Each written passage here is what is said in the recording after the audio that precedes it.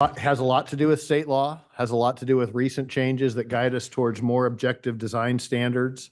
Of course, you'll know about SB 9 and ADUs and other housing laws. Even our own housing element directs us to go to more objective design standards.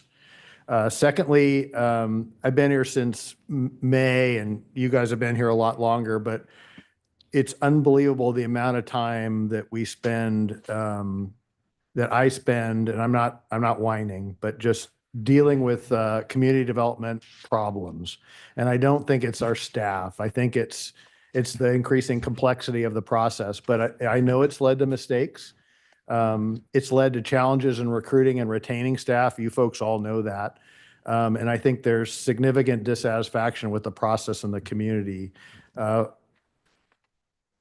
Yeah, period. It's also costly. As the council knows, we're facing some headwinds in terms of our budget. The general fund does subsidize this process quite a bit. We're not in a fiscal position to continue it. Fees could be increased in a commensurate amount, but it also seems inappropriate to do without the process improvement. So that's the why of why we're here today. The top one being the changes to the state law. Next slide, please.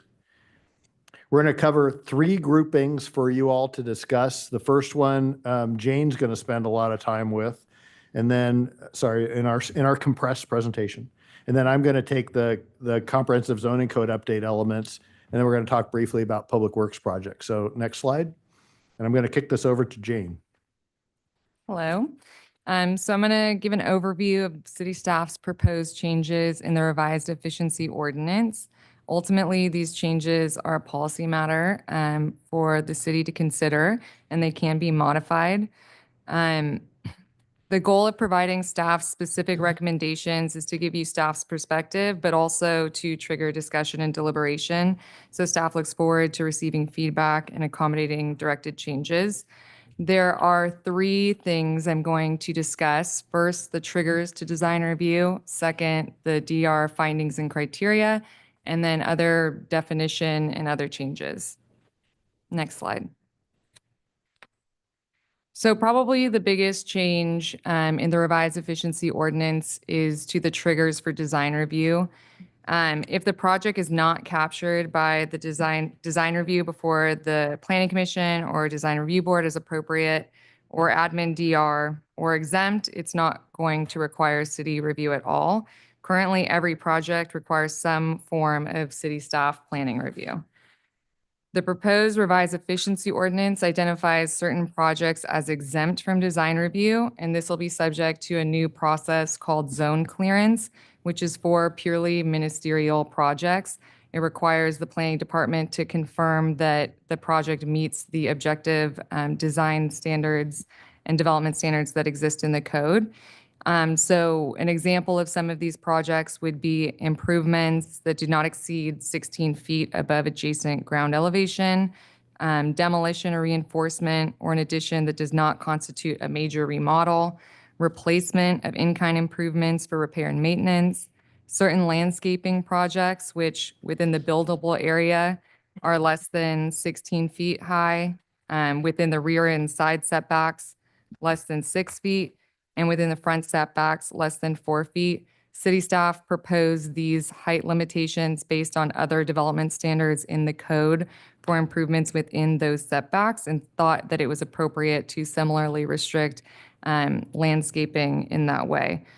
Some other examples are deck slabs, patios 3 feet or less above existing legal grade, re-roofing that does not use white or light colored roofs, re-roofing that does not change the dimensions of the roof, and swimming pools and spas. The proposed revised efficiency ordinance moves from design review before the Design Review Board and Planning Commission as appropriate to administrative design review, landscaping projects that don't qualify under the terms that I just read, re-roofing projects that don't qualify as just pointed out, and deck slabs, patios that also don't qualify as exempt. So these projects in the bucket of administrative DR can still be referred to the Design Review Board and Planning Commission as appropriate. And there's also a caveat that any project that's within an environmentally sensitive area which is like landslide areas, fault areas, oceanfront properties, and open space preserves. They will not qualify for administrative DR or any exemption. Those will go to the Design Review Board and Planning Commission. And then also any project that involves development on slopes of 30% or greater would still go to the Planning Commission or Design Review Board as appropriate. Next slide. So currently the city's development process includes guidelines, criterias, and findings. The guidelines help implement the criteria, and the criteria is part of the finding for design review. City staff is proposing to keep this process, but with some modifications. Currently, there are 16 design review criteria and 4 design review findings. And the next slide will show how that's being modified. So the existing 4 findings for design review are consistency with the 16 design criteria, consistency with applicable design guidelines, which would include the design review guidelines and other guidelines. Number 3, characterized by appropriate scale development, diverse and unique architectural designs, pedestrian orientation, and sensitivity to the natural conditions of the site. And then 4, consistency with DR criteria and other individual specific plans and zones. Part of the change in the revised efficiency ordinance is to remove the 4th finding entirely and remove those extra criteria that are in other zones or specific plans from those zones and specific plans. And then simply require compliance with the municipal code and consistency with applicable design review criteria. So next slide. So as I mentioned, there would be 2 findings. Project complies with applicable provisions of the Laguna Beach Municipal Code, and improvements are designed in overall consistency with the design review criteria. Next slide. So here are the current 16 criteria. You're all very familiar with them. We're proposing to remove 8 of the criteria. So next slide. The criteria highlighted in yellow will remain, and the criteria in white will be removed. The criteria in white can be evaluated and will still be evaluated through compliance with the general plan that discusses grading and other policies. And then compliance with the municipal code would encompass public art requirements, sign requirements, et cetera. Next slide. There are also definition changes that we are proposing to introduce into the municipal code, which aren't currently there, including demolition and improvement, landscaping and landscape plans. And then the biggest change here would be the concept of zone clearance. That, as I mentioned before, would be for purely ministerial projects that don't involve any discretionary review, and then a minor development standard change for air conditioning units.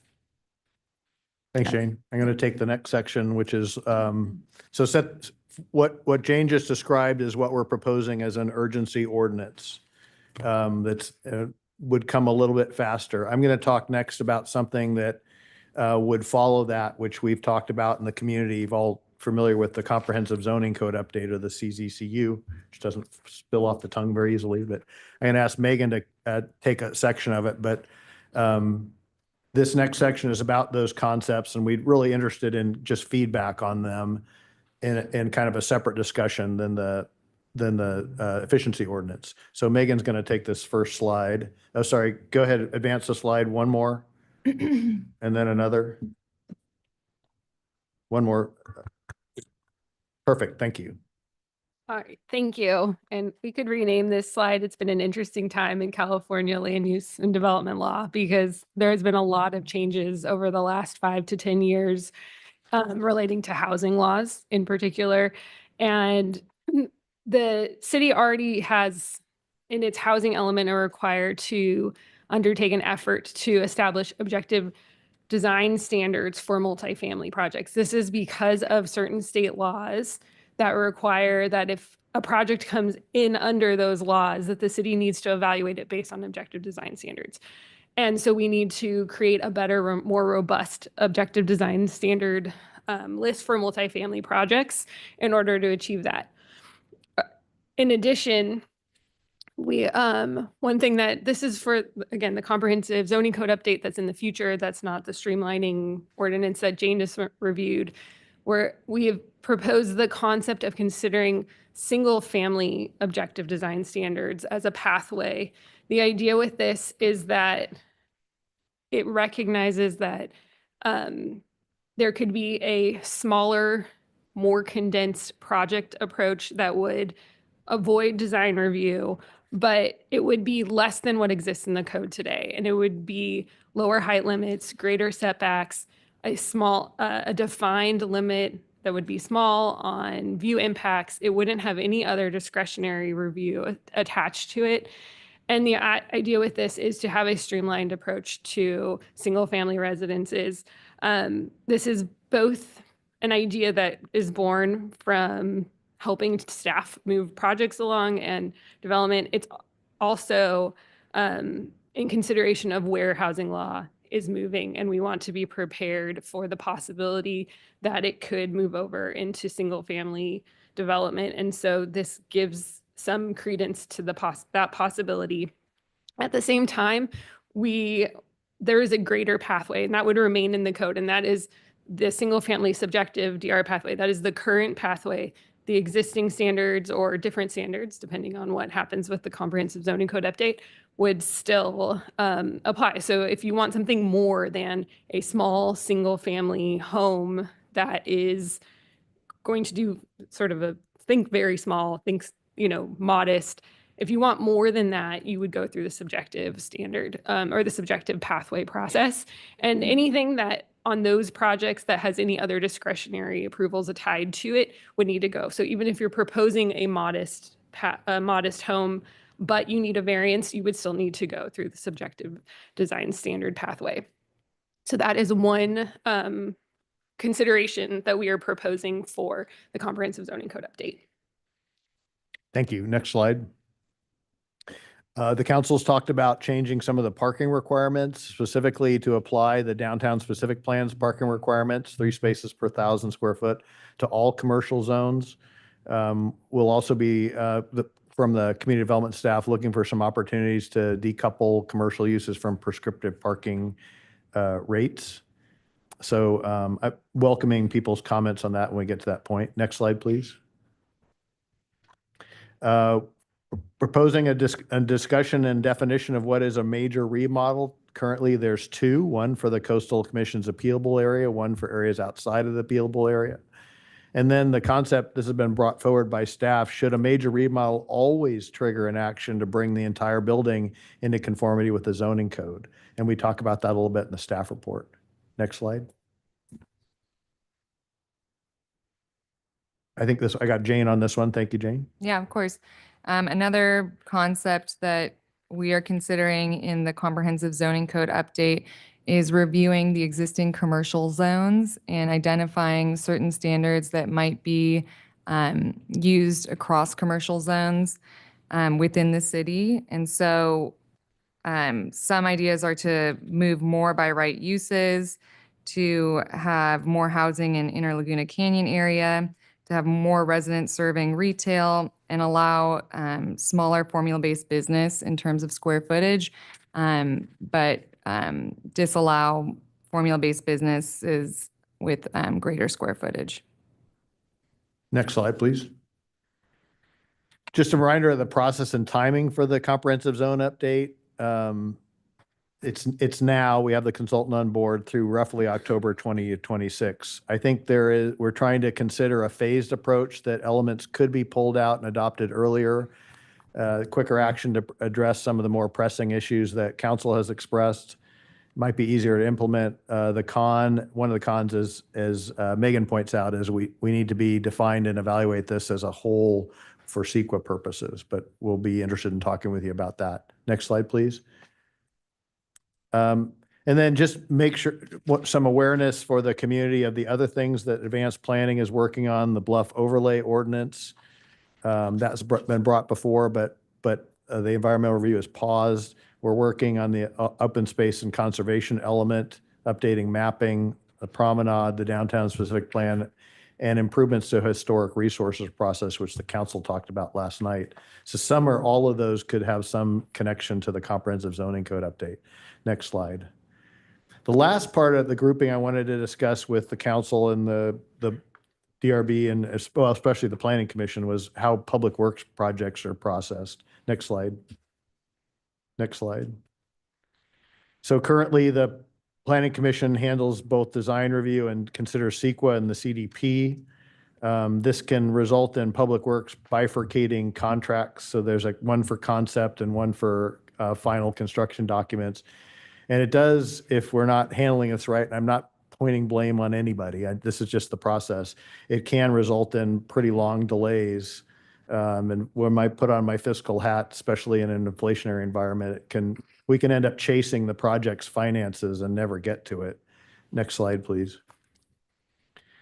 So we're asking for the consideration of these approaches, maybe making more public works project exempt from design review to better define what goes to the Planning Commission, what does not. That's on the next slide, but not yet. Improving early dialogue and feedback. I had some great conversations, which I very much appreciated with planning commissioners, and this was a recurring theme to improve early dialogue and also to encourage more creativity in the design from the beginning, such as having a respondent have an artist on the team that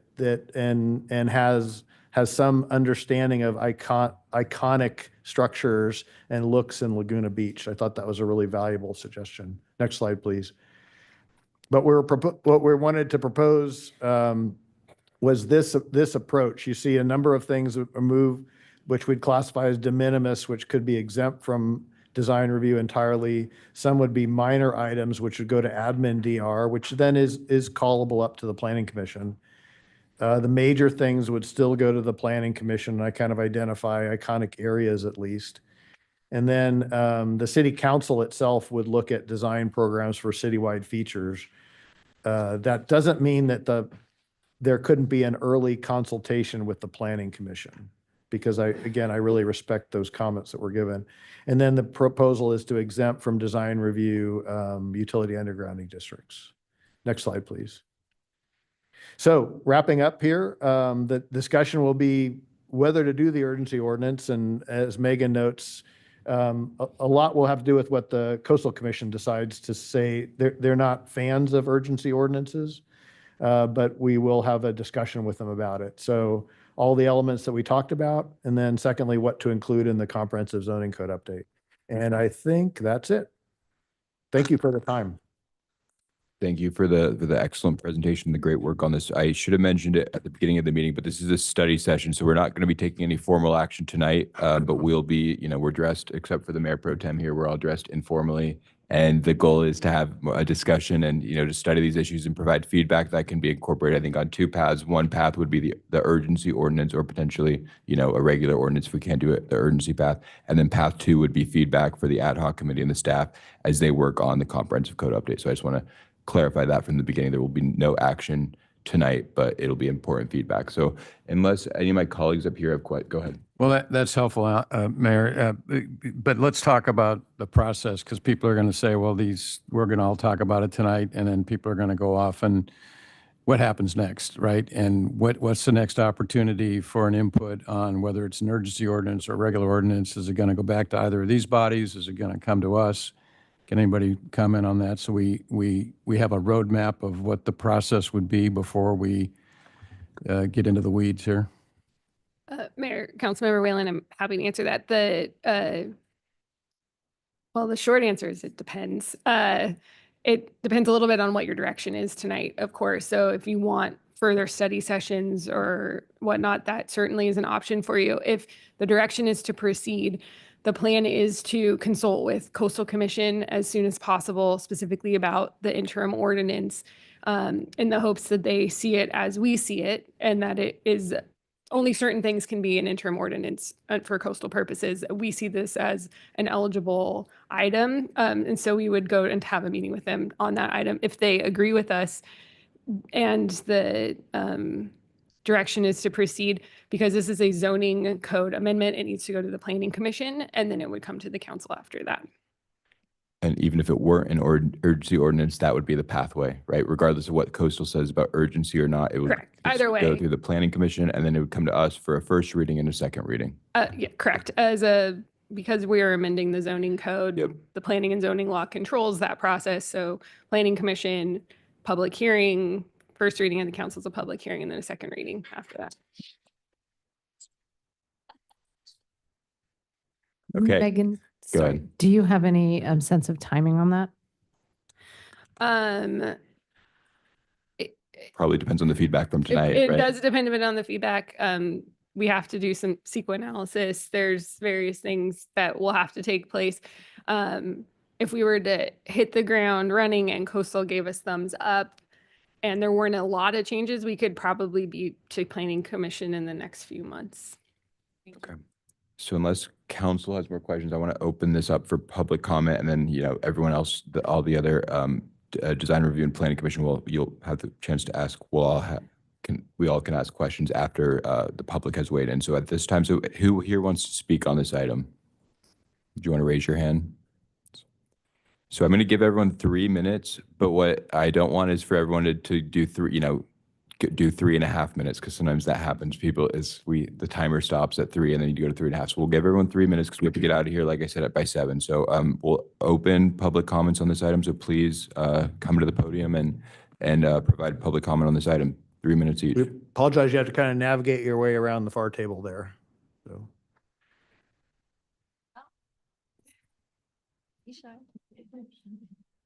All right, keep it under 3.5 minutes. No. Keep it under 2. 3. I got this. Hi, council. My name is Perry Mead. I'm here with Unite Here Local 11. Earlier today, Unite Here Local 11 submitted a 5-page comment letter regarding the proposed design review efficiency ordinance and comprehensive zoning code update.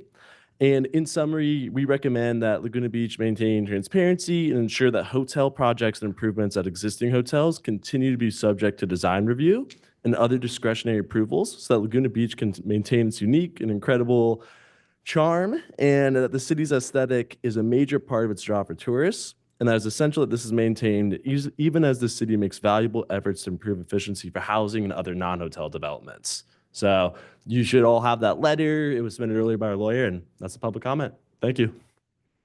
Thank you. Next speaker, please. Newth Morris, 20-year resident. My wife and I bought a house in 2014, and we were moving from like a hillside house to something with a flat yard. At that point, we had 1 kid. We're planning to have another, and so we're pretty excited that our next child is going to be able to learn to walk in our new house. The house had been on the garden walk and had been previously owned by a Hollywood makeup artist. We actually bought it from an out-of-town family that had been trying to remodel it for 7 years. They gave up, and we got the house in a 4-inch thick binder of design review notes. So side note, at some point in this process, someone from the city told us that they had seen a picture of Frank Sinatra at our house, but that we better not tell anyone because someone would try to make it historic, even though it had had 2 bad remodels and one of which wasn't permitted. Anyways, we hired a local architect, James Henry. Love you, James. I have to admit, though, we picked him because his dad was on the Historical Society, which meant that he had connections. Architecture here in town functions like a guild. So because we had 7 years of hearings in our pocket and accommodated every single issue, we thought our new modest design would fly through design review and take about a year to build. Our next kid could learn to walk there. Well, 4.5 years later, we moved in. We had 3 kids, all of whom could walk, and a neighbor that we weren't on speaking terms with. If you want to design a system that reliably gets neighbors to hate each other, you'd be hard-pressed to come up with something better than what we have now. And when I tell that story in town, I'm met by a bemused familiarity because everybody knows the process is a cluster. It's like a hazing ritual to join the fraternity of Laguna Beach. And this is because design review is subjective. For residents, the subjectivity results in uncertainty and acrimony. For business, you can quantify the uncertainty. If you have $1 million, you can invest it and get a 5% return. This is your opportunity costs. If you buy a property with the hope of developing, you take $1 million and you borrow $1 million at 10%. So instead of making $50,000 per year, you're now spending $100,000 while you're waiting to develop. The total cost is $150,000 per year. And that's before you spend a penny on construction. That can be fine if you know you can open a business in a set amount of time, but subjectivity equals uncertainty, and uncertainty equals time. Year 2, you're in for $300,000. Year 3, $450,000. The longer this goes on, the longer it takes to pay back the investment. So say the owner gives up, they still have the property though, right? Well, new buyers look at the history and they see delays, and delays are risk, and risk lowers values. Some version of this math applies to every business. Now you can point to Rivian Theater as a great project in town. This project was funded by a venture capital-backed company during a bubble with no underlying business case. This project would not happen right now. If we consider this a win, then we better start recruiting AI CEOs before the air comes out of the bubble like it did for electric cars. Do I have 30 seconds or no? No.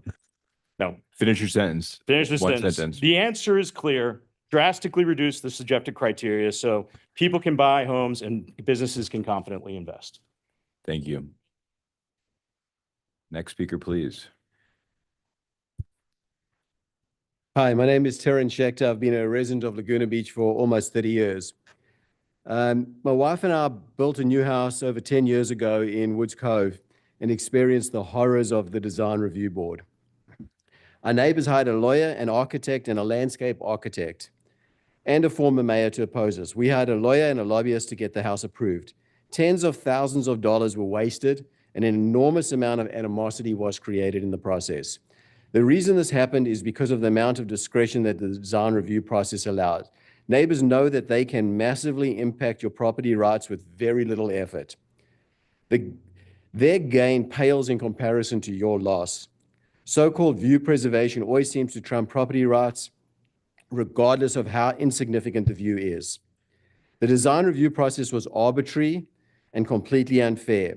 But in our case, we were outnumbered, and the design review board ruled in favor of the mob, going so far as to tell us that our house was too big and too long for us to chase kids around after seeing that my wife was pregnant. They told us to make it shorter and pull it back at least 20 feet from the water course, while at the same time, the complaining neighbor had built right onto the water course. The neighbors complained that the house was too big, even though the roof of our house was actually below the natural grade. Yes, the roof of the house was below natural grade, and they still complained, and design review still ruled in their favor. This all took place because there was way too much uncertainty and way too much discretion. The guidelines should be clear, and there should not be this massive impact from design review board. In the end, we built the little that design review left us with. The house had been reduced so much in the process, left such a bad taste, that we sold the house without ever moving in and started the whole process again in Emerald Bay. We built a beautiful board and batten house and became good friends with our neighbors. With regards to the so-called historical structures, I can share what has transpired in Park City, Utah, where there's a historical design review board. The process is so restrictive and expensive that many builders refuse to touch these projects and have property owners literally wait for the structures to collapse rather than restore what they have. The result is the town is littered with dilapidated, uninhabitable homes, and Laguna seems to be going down the same path. I know there are small, extremely vocal groups in Laguna who want this awful process to continue and make it miserable for anyone to attempt a construction project in Laguna. But you should know that this affects every resident and business in Laguna for the worse. And the real outcome is nobody wants to do anything in Laguna, and we are left with a rundown housing stock and lousy relationships between our neighbors.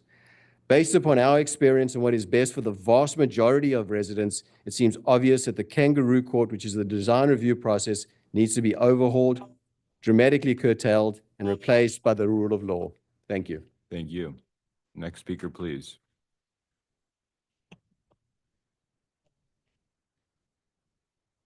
Next speaker, Yes. Who wants to speak next? Okay.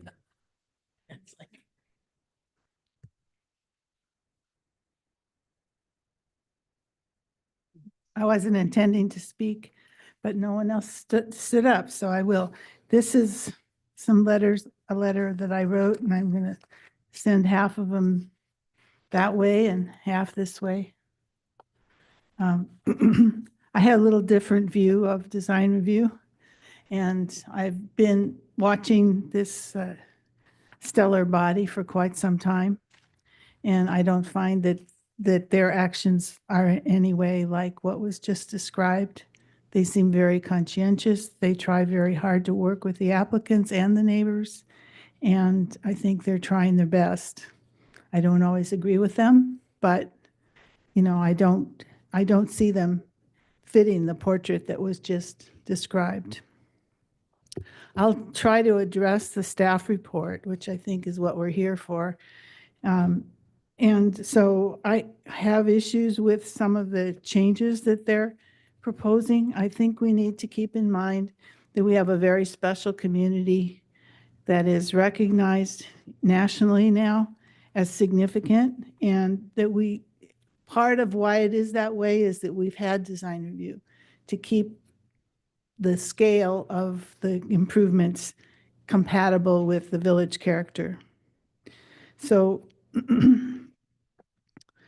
I think there are issues about changing what requires design review, and I'd like you to look at that. So there's some projects that would be exempt from design review altogether, but we don't know what those would be. It seems like it would be better to describe more things if there's gaps in what those projects might be. The issue of style change and abandoning that was just added when Rob Schmid was on the council. It's not that old of a provision. And what we found is that there were flippers at work, and they didn't have the conscience that the staff report describes. It says we should give the applicant the benefit of the doubt that the changes they identified are appropriate for the home and that the final product will be appropriate for the neighborhood. That is not what is happening in many cases, and that's why we had that style change there. I think swimming pools have been controversial and they shouldn't be omitted from review. Air conditioning units in the side yard, now allowed. I didn't realize that was going to go out. The procedures for admin DR. The fact that you're relying on someone to get the notice and write in and say they want a public hearing. And if nobody does that, then there's no hearing at all, I don't think is right. Thank you. And We're at yes. 3 minutes. So if you want to finish the sentence. I guess I have a constructive suggestion on the third hearing at DRB, that if I think there should be an allowance for that. If you want to charge extra for it, it might be an incentive for the applicants to solve it in 2 hearings. Thank you, Ann. Appreciate it.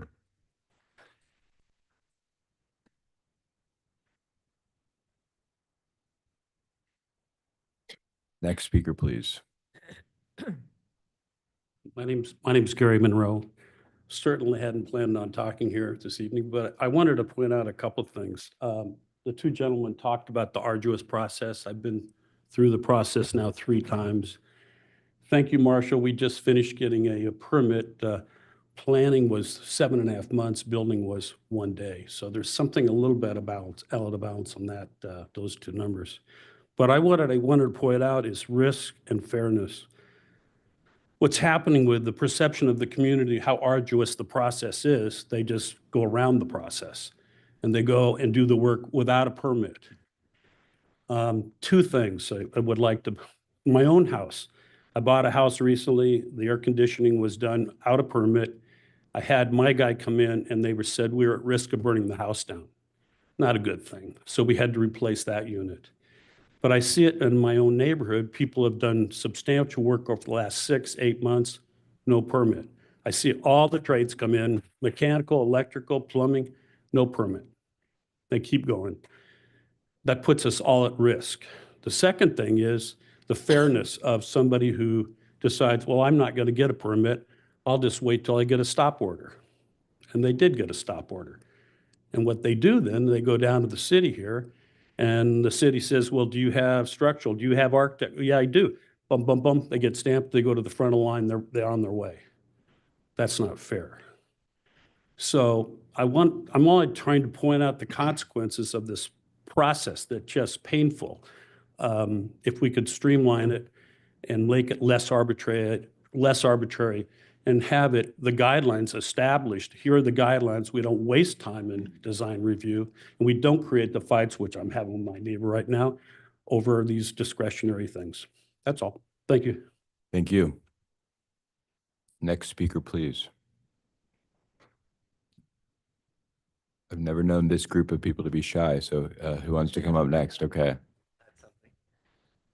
I'll just make it kind of quick. I'm Matt. I'm an architect here in town, and I want to be careful how I say this because it's not an attack on any staff member or anything like that.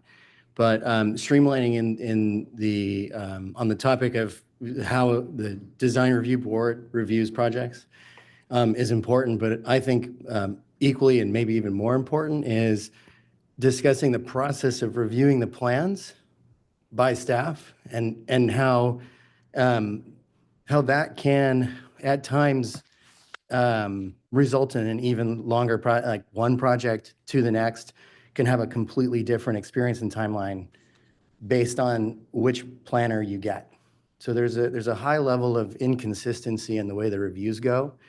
And I think that means that focusing on what their checklist is and what they're looking at and what their training is maybe even more important to getting through this process. And I hear a lot of people complain or talk to me about how bad design review is.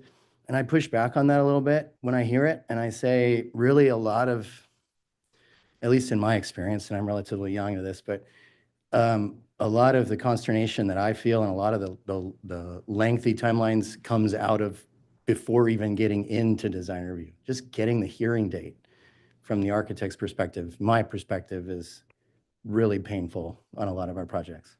So that's all. Thank you.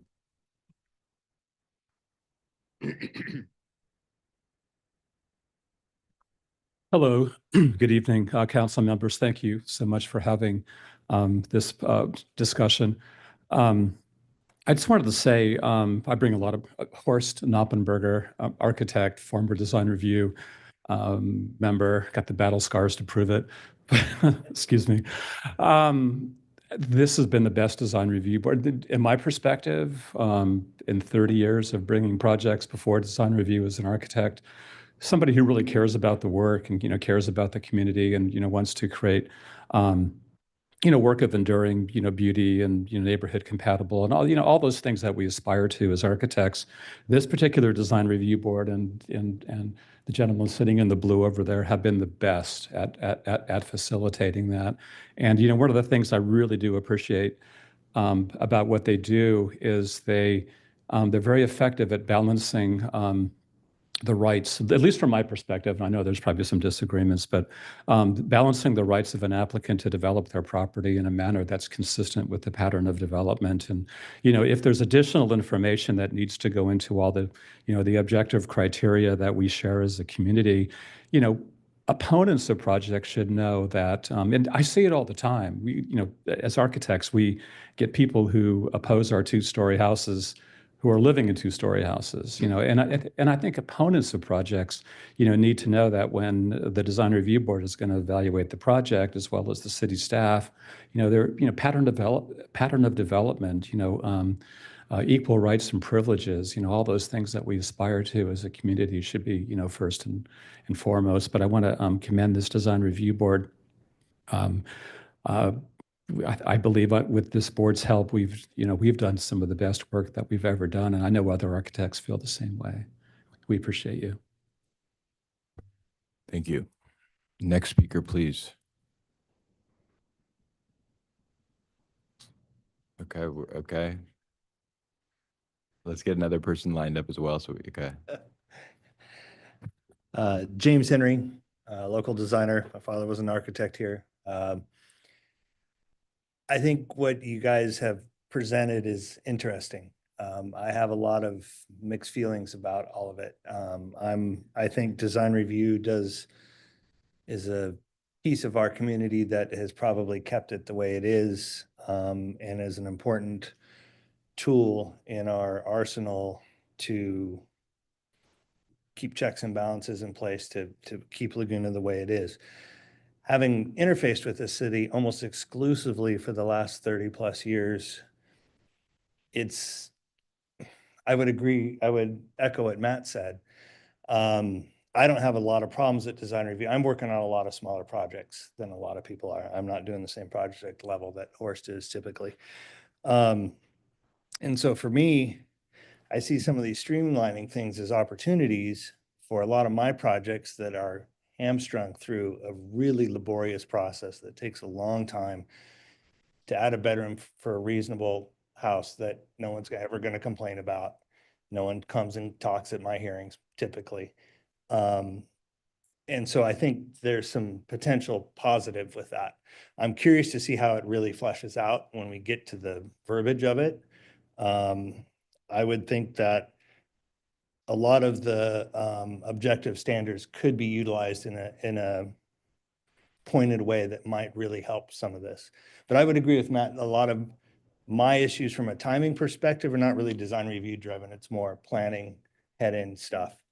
But I'm more curious about to see how this plays out. But that was my feedback on what you presented so far. Thank you. Next speaker, please.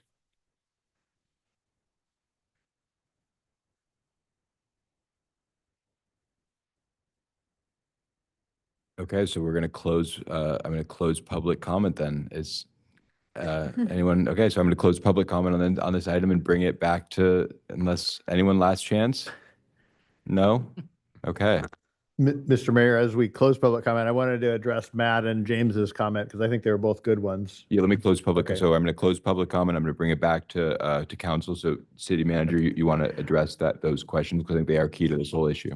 I really appreciate what Matt said, and then James ratified just the concept of making sure that our planning staff has its house in order. And you know, firstly, I admire the heck out of those folks because they come here and they work on very complex projects interpreted through complex codes.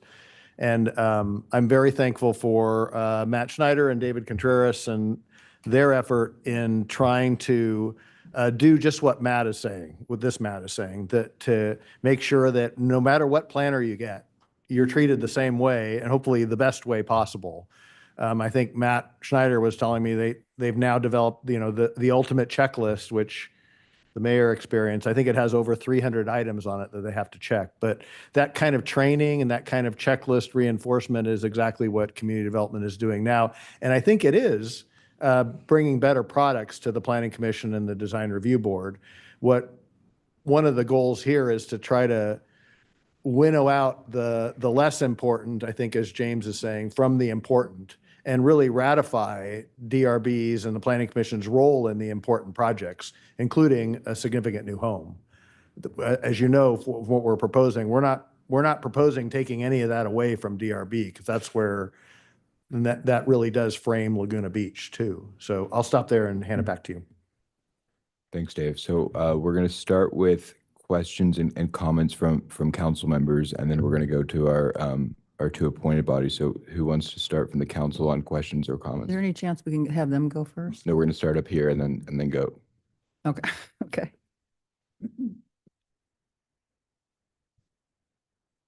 But you don't have to take. I'll jump in. Okay, go ahead. So Megan, I have a question for you. You brought up the idea of developing objective standards and then you would pass go.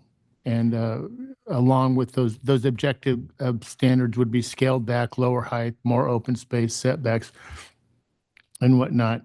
And I'm not sure if it's just me, but in my mind, I think, well, we need to see if we can develop a consensus for that because it's going to affect it would affect my decision-making on almost everything else. So I'm just throwing that out there.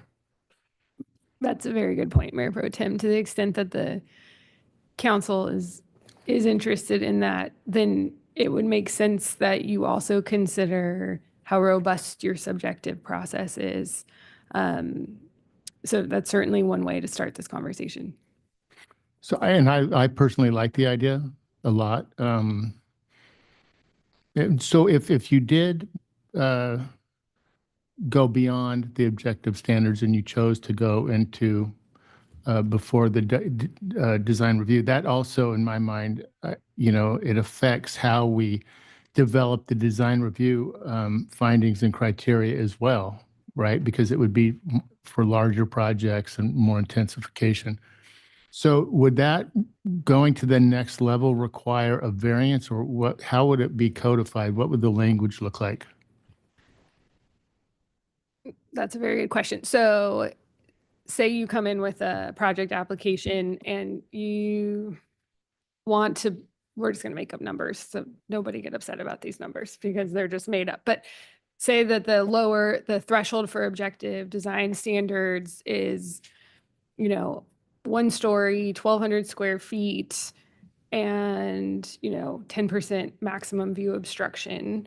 And it has to be a specific design aesthetic all laid out in the code. And say you want to do all of that, but the design aesthetic you want is not in the code. That would push you in. The idea is that would push you into the subjective process. And so you can get what's in the code. It has to all be objective. There's no, it's not, think of objective things, right? It's hard line, sort of fits in a box concepts. If you don't want to do those things, then you would move on to the subjective process. Okay, perfect. So thank you for answering that. And I'd just like to mention on page 4 of 23, at the very bottom paragraph, it talks about design review, and this is in defense of staff a little bit. Just as staff has to work their way through, the findings and criteria, I think that it needs to be, and I know that the architects understand this, but staff has to go through all of that process through the application process, right? So it's very time consuming, and there's a lot of back and forth just to make sure that certain aspects of that are being met. So I think that is a large part of the frustration, and it's really no fault of staff's. Yeah, I've got a number of items that I'm going to spend some time with staff to ask specific questions on. I'm more interested in getting input from our planning commission and our DR than I am. But a couple comments or feedback I'd like to hear from the commission and the board. We're collapsing down. The proposal is to collapse down the design review criteria from, 16 to 8, right? So when you look at the ones that are dropping out, and staff has said, well, they're addressed in another way, I'd like to hear from you as to whether you think there's anything substantive being lost through the consolidation, or, are they really embedded somewhere else? But I'd like feedback on that. I'd also, the other, I guess, high-level issue that concerns me here, and a number of the comments went to this, public comments and comments from the architecture group and so on, is, what goes in administrative, what's exempt and what goes in admin DR. And then admin DR, you can refer it up, but the language is simply, there's no guideline for how, it just is as appropriate. So if the community development director says it's appropriate, they refer it up. What's the standard? I mean, how do they decide that? I mean, that's probably a question for staff, but to me, that's awfully subjective in and of itself. I mean, is that what we're going to be satisfied with as a standard for, going from admin to full DR? So I'd like some input on that from members. And then a couple of the other ones, high-level ones that I've got that I have concerns about. One is which I liked, was there's an exclusion for undergrounding projects from DR, but then I see in here admin DR for above ground utility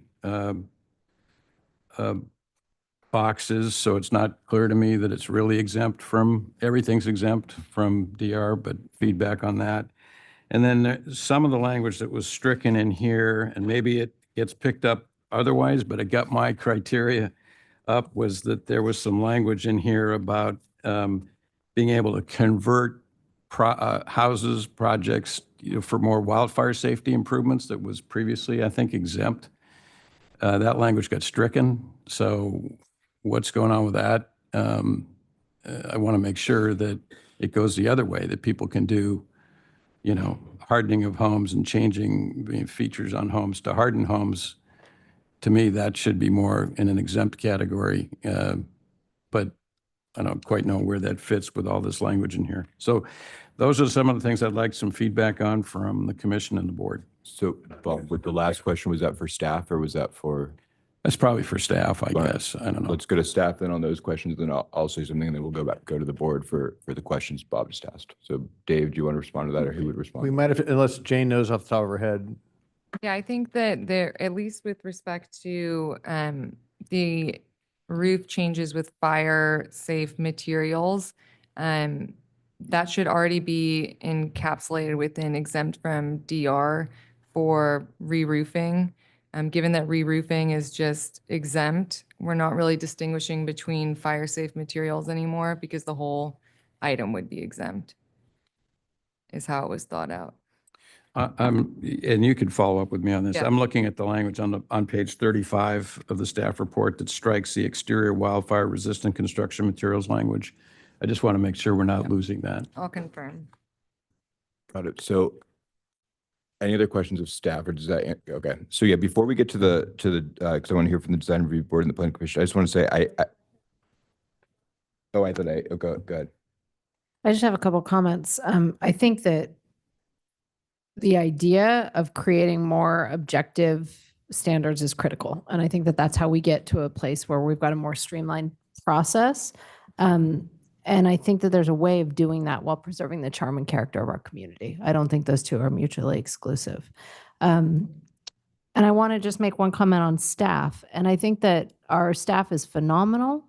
I think we need to continue to focus on recruiting and retaining high-level staff. So I want to highlight that just as we think about this process.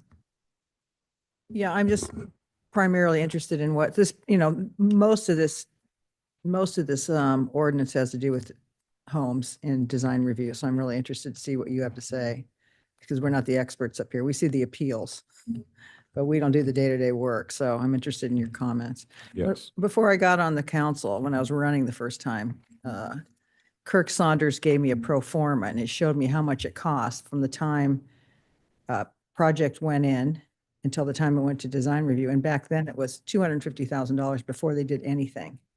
And it was because of a lot of things that we are describing here that are not working with our process. And it's not all on the city, and it's not all on the architects, and it's not all on the owners, but it's a combination of things that are causing the problem. So I'm interested to hear from design review what they have to say. Yeah, so before we go to design review, I just want to say, there was commentary. I don't see any I think we have a great, I think I voted for every single one of the 10 of you up here. The only regret is that Chris Thalman's not up doing another 2 years, because she's been a star on design review. But I think we have a great design review, a great planning commission. I think, I've talked to many of the people, architects in this room, and have had multiple in-depth conversations about these issues with the delays in the planning department, because I really think this is priority one for our residents. All of us get emails from residents of horror stories where it's a 7-month process, or, even longer than that. And so the question is, how do we move forward? And what I've had a lot of conversations with the architects. I spent a whole day watching the way that it works in the planning department. And the issue is not really what happens at design review. The issue is, how does it get to design review? And when you go through the criteria of 300 plus things that they need to check for, many of which are ambiguous, and many of which, it just takes so much time to go through, but 300 things, that's overwhelming. And then you look at the process of how you do a staff report, and the process now where you have all the different criteria. So I really think that it's hard to see, if we want to keep the status quo of having delays and dysfunction that has pervaded this department. I think it's hard not to see. I don't see how we have a path. I'm convinced that we don't have a path forward unless we adopt a lot of these common sense changes that I think will ultimately, allow for our subjective design review process to be applied in the way where it achieves our goals of the look and feel of Laguna Beach, while also, creating some more predictability and some more objectivity in the process. Because in the absence of that, it seems untenable. So I just wanted to, make sure that this is not seen as an indictment of the design review board whatsoever. It's the question before us is process. If everything that was critical, that was, should be criticized by the city was an indictment on all five of us, it would be hard. So anyway, let's go to start with the chair, Jessica Gannon. Do you want to kick us off with any questions or comments? And, Bob asked questions. So, feel free to take it as with questions, comments, and responses to Bob. So thank you. Thank you. I don't really have any questions. I'd like to start off by thanking Ann Kristoff for the compliment that she gave us. That's a huge, huge compliment. I was not a fan of hers in the very beginning, so I'm glad that I won her over. I'm glad that the board won her over. So I'd like to start with that. As far as design review criteria, I think you guys are making phenomenal strides. It's nice to see that we finally have leadership in the office. So thank you, Mr. Gifford and council for leading the way. I would say for the general plan compliance, that's subjective. And the neighborhood compatibility is subjective, so that should stay. But if it would be my recommendation to figure out the general plan compliance, that seems like that could be objective findings. Also, the historic preservation seems like it could be objective findings. Other than that, lighting and glare could be objective findings. As a board, we typically approve minimum lighting, so I need these glasses to see you guys. So if, I think that could be removed from design review criteria. And then mass and scale, the design articulation and design integrity kind of go hand in hand. And as far as all the other proposed objective findings, I agree with those. I don't really have any questions, just, trying to minimize what comes to the board. I'm sure Tom Gibbs will have a lot to say, so. Good. Well, thank you, Jessica, for your leadership. So Thank you. who wants to go next? Tom, was that a kickoff to Tom, Jessica? Yes. Okay, Tom, go ahead. Few notes. So I put in turn this on first. I put in a lot of thought into this. I think you all have my comments from back in October. And one is as I stated in those comments, I think this is a great project, and I think what's being proposed, a lot of really good hard work and a lot of great ideas are in there. And I ran over all the changes. And again, I have the same comments. I think the improvement, particularly with the design criteria in making them into 8 and how the findings work, all really good stuff. I also agree that to the extent possible, we can and should objectify, but not at a cost to what we're trying to accomplish. I've been on the board for 2 years and appreciate the council having the confidence in me to appoint me again for another 2 years. And the one thing I've learned is how important this board is to the community. And it's not just the applicants, but it's the neighbors. It is the most important, this action, whether it's the applicant in building a home or the neighbors in experiencing a new home, is could be the most important and certainly the most emotional thing that happens to them vis-a-vis city government. We've had, people upset, crying, concerned. And I think that, and I'll hit the objective versus subjective, and these are my general, then I'll get into the meat. The objective versus subjective, the demographics of this town necessitate subjective criteria. That should not be a dirty word. We live in a ocean. We live in a hill area with ocean views and hillside views being at a premium, in fact, worth a lot of money to residents. The homes are very close, and there's a lot of vegetation and trees. So there's fertile ground for conflict with any residential project. It's important that the system facilitate good projects and have a vibrant residential development. It's important that legitimate concerns be accommodated. And equally important is that we preserve the character of this community. It is unique. after I became design review, I went and I looked at Carmel and La Jolla and read their ordinances. And their communities are great. They don't match ours in terms of the character of this community. And that was the process and the purpose for the guidelines. Now, the importance of design review board, and I appreciate the comments, and the horror stories hopefully are old. There hasn't been any kind of those stories since I've been on the board. We apply subjective criteria. We're not, we're objective. We don't have an axe to grind. We're basically volunteers. And we apply the subjective criteria consistently across projects. So when we look at the objective criteria, that is something that we shouldn't apply, and that should be done at planning. But the subjective criteria we apply, at least, we're not perfect, but we try to apply consistent across projects. And that's as it should be. And that's why I think the five of us have the experience and expertise to know how the system is working. And I've got to say, I think it's working really good. I think the guidelines are great. And I'll get to my thoughts quickly on on the proposed changes, because I agree with all of them. I also think that staff reports are excellent and have vastly improved. Okay, with those comments, what does not work, in my opinion, is early neighborhood communications are not working.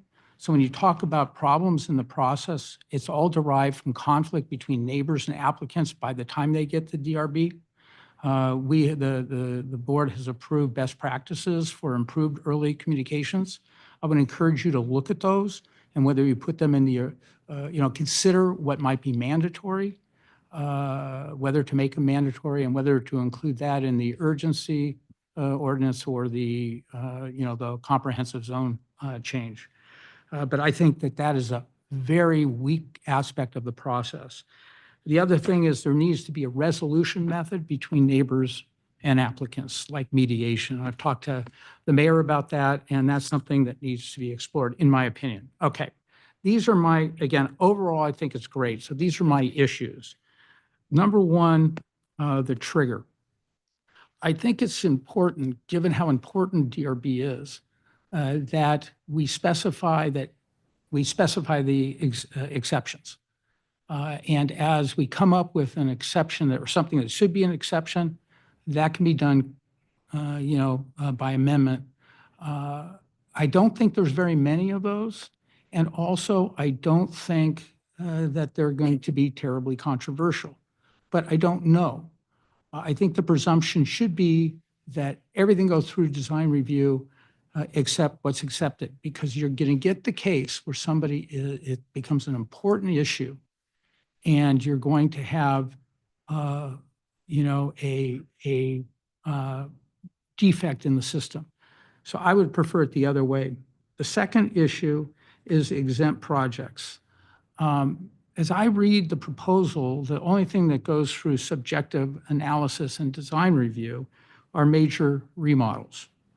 Maybe I'm misreading it, but that's how I read it. And also improvements that are less than 16 feet above adjacent ground elevation.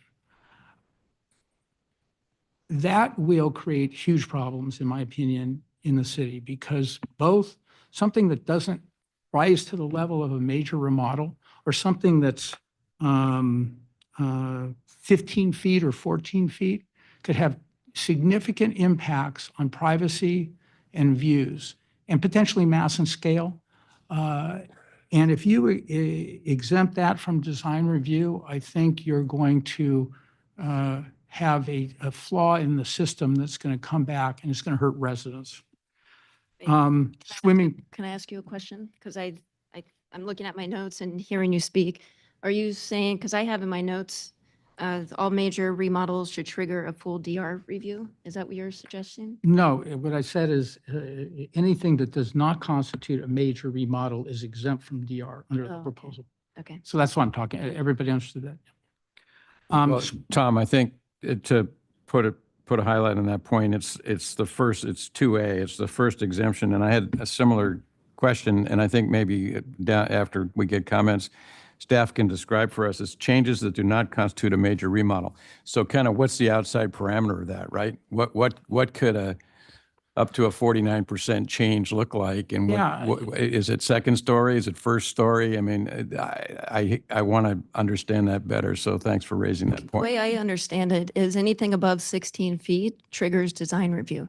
Anything that comes, an application that's under 16 feet, it would be exempt from design review is how I understand it. Right, and then as to the major remodel, it's 50% of the original gross floor area of the existing building, and additions that create a new upper story. So if you expand an existing upper story, it's not a major remodel.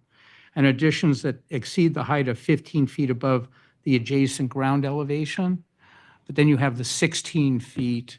So I'm not sure how that's going to survive. That would be a question I have. So one of the questions I have is, I think we should define major remodel so that, or we should have staff do that rather than leave it to, these two different, by the way, the definition of major remodel is not in the current ordinance. I didn't find it in there.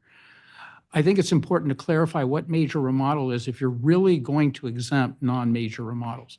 And I think you need to look at a potential non-major remodel for impact on privacy, views, and mass and scale.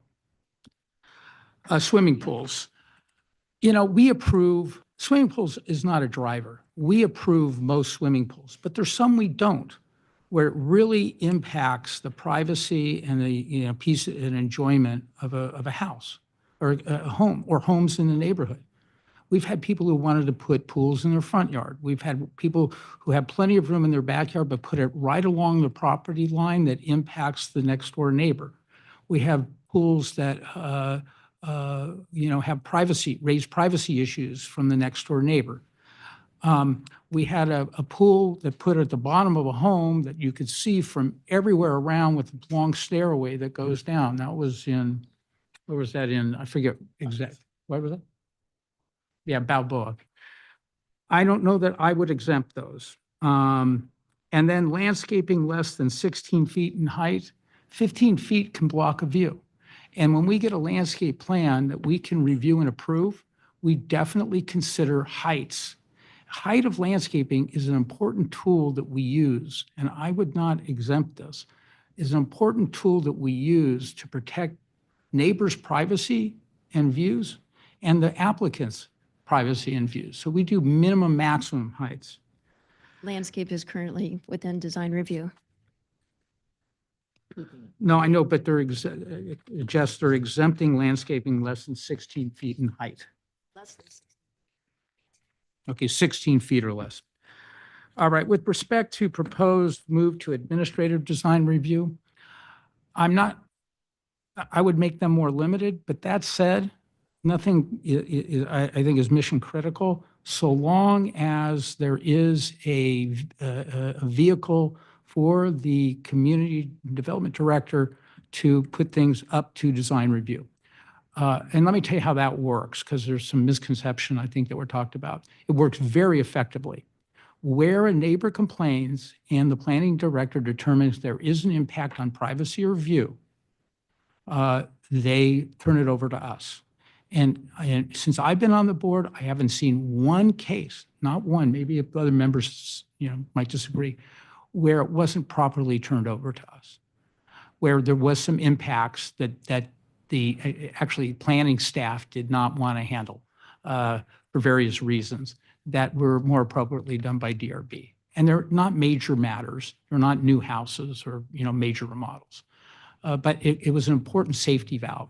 And I would have full trust in the planning director to be able to do that. I don't think if the planning director doesn't have that outlet, that the expanding the powers to these projects move to DRB, which could impact neighbors. Every one of those could, and I could go through it, but I won't. I don't think it's the most important issues. But so long as there's an outlet, I think those are fine. But you have to understand they have potential impacts on neighbors, particularly privacy, view, and peace and quiet. Consolidating, I'm really fine with the I don't know if it's consolidating, it's more eliminating. The The only one that kind of concerns me, and I'm more interested to hear, or I am interested to hear Mr. Wiles' response, because he's really the master of access and REPs. So access does concern me because we do deal with access, both from a fire safety issue, for example, houses on Diamond Crestview, particularly where we're dealing with variances, but I understand variances would stay with us even as to access. So again, I'm fine with all these. I think you hit the major ones, particularly design articulation, which is mass and scale. Neighborhood compatibility includes mass and scale, privacy, and view equity. Meeting limit. So this is probably my biggest concern. I totally get why you want to go to 2 meetings. I totally get it because of the cost and the time and the limited resources. And I think you could make a strong argument. But I would suggest trying alternatives first. And I'll tell you the problem with going to 2 meetings. I think is very likely to result in significantly more appeals and a lot of unhappy neighbors and applicants. The way the process works with crappy early neighborhood communications is the neighbors really don't get the input until those stakes go up and they see us. I mean, that's just the reality. As you know, some architects are better and get those things worked out in advance, and we approve those projects in the first meeting. They're not a 3rd meeting candidate. The ones that go to 3rd meetings are where I don't think generally, there's some exceptions, but mostly where early neighbor communications don't happen effectively. And then the changes made for the 2nd meeting don't go far enough, but they're in good faith. We have criteria to go to a 3rd meeting, which is there has to be good faith going on. They have to be making significant progress. And I think we apply those criteria very effectively. It is the projects that go to 3rd meetings are ones that are close. If we are forced to do it at a 2nd meeting, and I think there is some positive effect in having only 2, that the architects will maybe go further. But without that, we would be put in a position of approving projects that we have concerns about whether they meet the guidelines. And if we deny the project at the 2nd meeting, it means it's canned and they have to go back in 6 months, which means they're going to go right to you. And I've seen you guys work on appeals. You want to clean up the rough edges. You know, you see things that we don't see. And that's great. I mean, that's an important aspect of the appeal, but expect to do a lot more of that. The other problem you're going to have is that when there is a project that goes to a 3rd meeting, it oftentimes is because there's a split on the board as to the final things. You know, either 2 or 3 feel that the project is not there and needs more, and 2 feel that the project is there, or vice versa. And we want to get a 4 or 5 vote. I think the chances are likely that you're going to get a lot more 3-2 votes in de novo reviews. So those are my comments on the meeting limit. The last point I will make is I noticed it too, and then a letter came in, and that is the language on the maximum allowable development from 2505-040H was deleted. And I think it's important we keep that language in there. And the language basically is that the actual development allowed by the zoning objective ordinance, what we will approve is typically less than the maximum designated. It's important that that message be in the code. And the reason is we get from applicants, particularly out-of-towners, who say, I'm within the zoning ordinance criteria. And why are you having a problem with that? I'm entitled to build this. And whenever that happens, I refer to that code section. And I think it's important just, you know, I don't know whether an applicant would have a cause of action if you take it out, if they don't get full allowance. But I think it's important to keep it in for the message it sends to the whole development community, both in town and out of town. So thank you for bearing with me. Those are my comments. Thank you. And I think, Mark, you had something you wanted to add. Very thoughtful comments, Tom. So thank you for your time on this. Mark, go ahead. And a lot of what Tom just mentioned actually makes my point, and I'm going to ask Megan another question. I'm going to use height as the example. So if we had the height, let's just say, I'm going to say 16 feet right now for the pass-go concept, the objective standards for a new structure, would that criteria, that 16-foot criteria you had mentioned, there would be a component within that said that there would be a 10% view. So would that same criteria be blended with if it was a remodel? And if it was limited to 16 feet?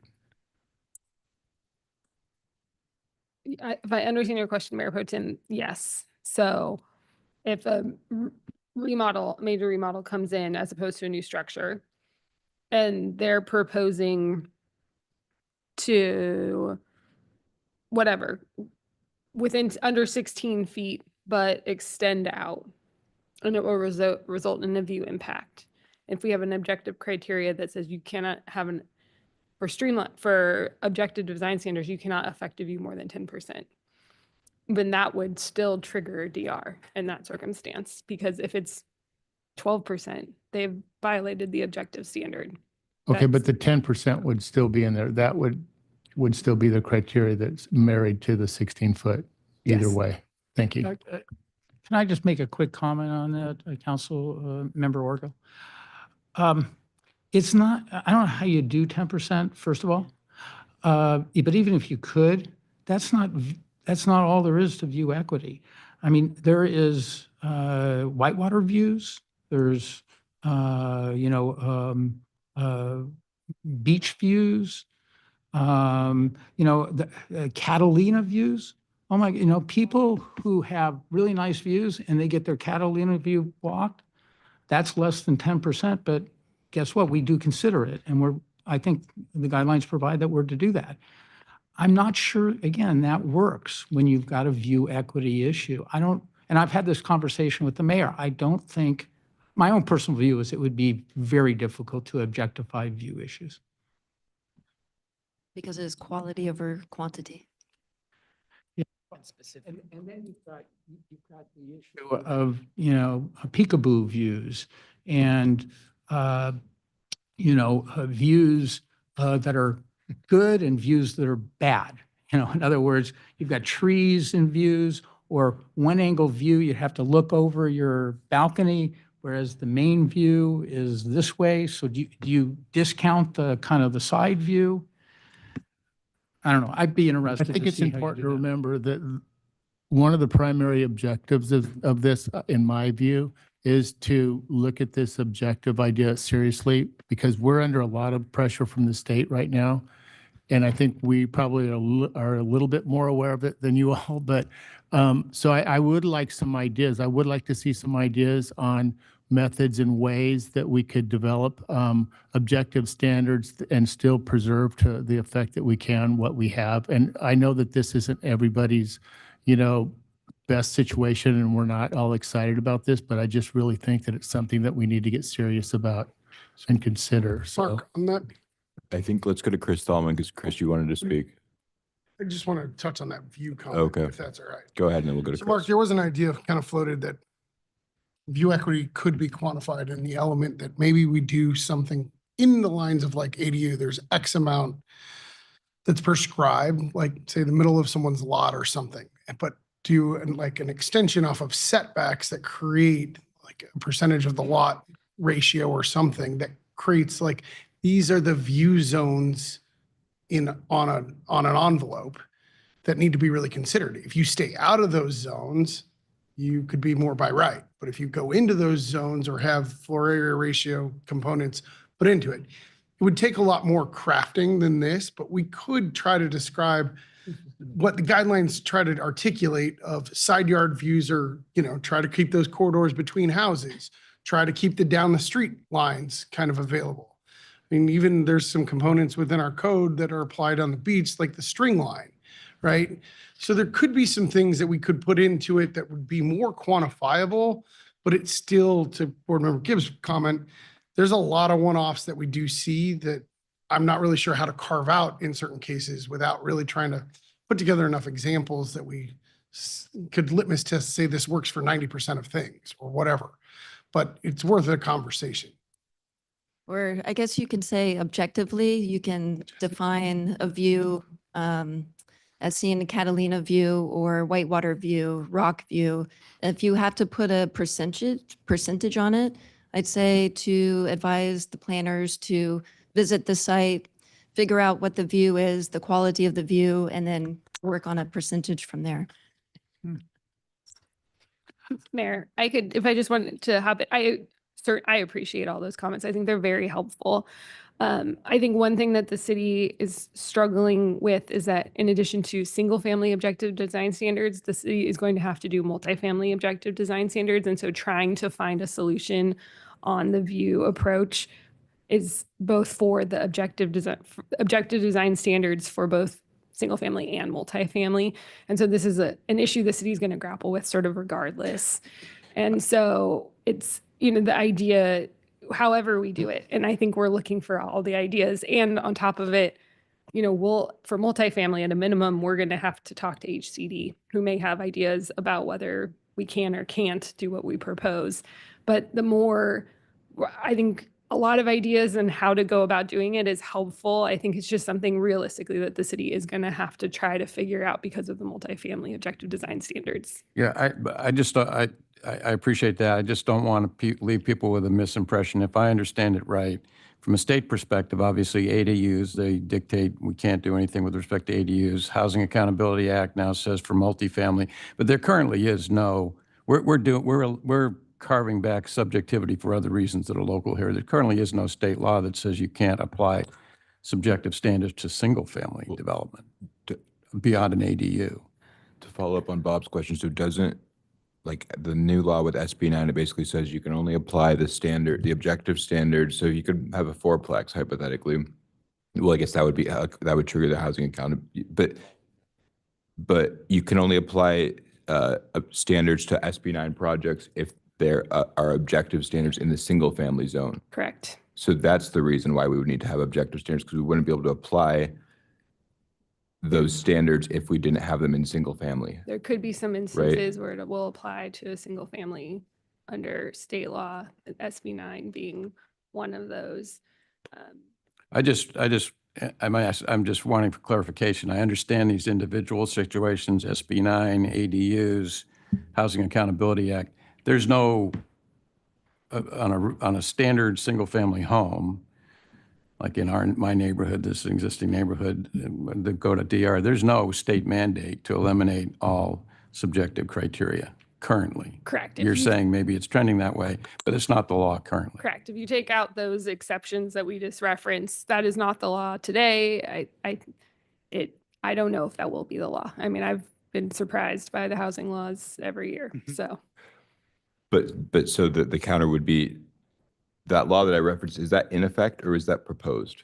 The SB 9 update? It's in SB effect. 450. So the counter argument would be that you couldn't, that without objective standards for the single family homes, somebody could propose an SB 9 project without any and there wouldn't be a way to apply the objective standards beyond you just have to apply what the envelope is in the single family. Right, so that would block view. For the development of the SB 9, you can't have SB 9 specific objective standards. You have to have Whatever the single objective family standards for single family. And so since we don't have that, we have to default to the envelope, right? And that's the crux of the issue that we're dealing with the ADUs, right? Is that the envelope is bigger than we've allowed historically. Correct. And that, okay. Christine, do you want to weigh in? Well, I think Board Member Gibbs addressed a lot of the same issues I have, but with respect to the subjectivity issue, which is the key word today, the subjectivity is the reason we have design review guidelines. And the more we have in the municipal code, and I think as Councilmember Orgill brought up, the more we put in the municipal code, that eliminates that subjectivity and therefore even reduces the number of design review guidelines. The issue with, for instance, the 16 feet, one of the things I've found in the 6 years I've been on the board is that it's measured I'm not sure if it's measured from the street level or grade. And in some cases, 16 feet could be below the roof line. So I think that's another issue that needs to be clarified. I don't know if that's in the code or the municipal guidelines, but that's one of the things we've struggled with, where we have to give a variance. And it's really a situation of how we measure the 16 feet. I think that's important. With regard to view equity, I agree with Chair Gannon's issue that perhaps we can put more objectivity by putting a percentage of view that is blocked, and then perhaps defining those views as whitewater views, Catalina views, whatever the ocean view is. And in some cases, it's their only view. If they have a peekaboo view out their kitchen window and that's the only view they have, that can be the most important thing, even if it's any percentage. So the last thing two more things just to mention on access. We have seen quite a few safety issues with regard to access, such as through lots, a lot of through lots, extenuating circumstances such as security gates that were in the right of way. They've arisen over the years, and perhaps maybe it's a muni code change. I'm not sure. But I think that's, it's often a public safety issue. So if it's not in the design review guidelines, I think it needs to be clear in the municipal code. And I like the idea of what Ann brought up about the third meeting, perhaps putting a disincentive to go to a third meeting by making it more expensive.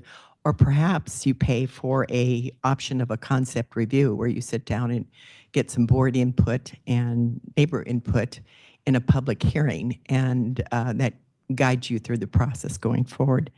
But I think that's been my biggest struggle through these 6 years is the subjectivity. It really is an issue that we really individually look at.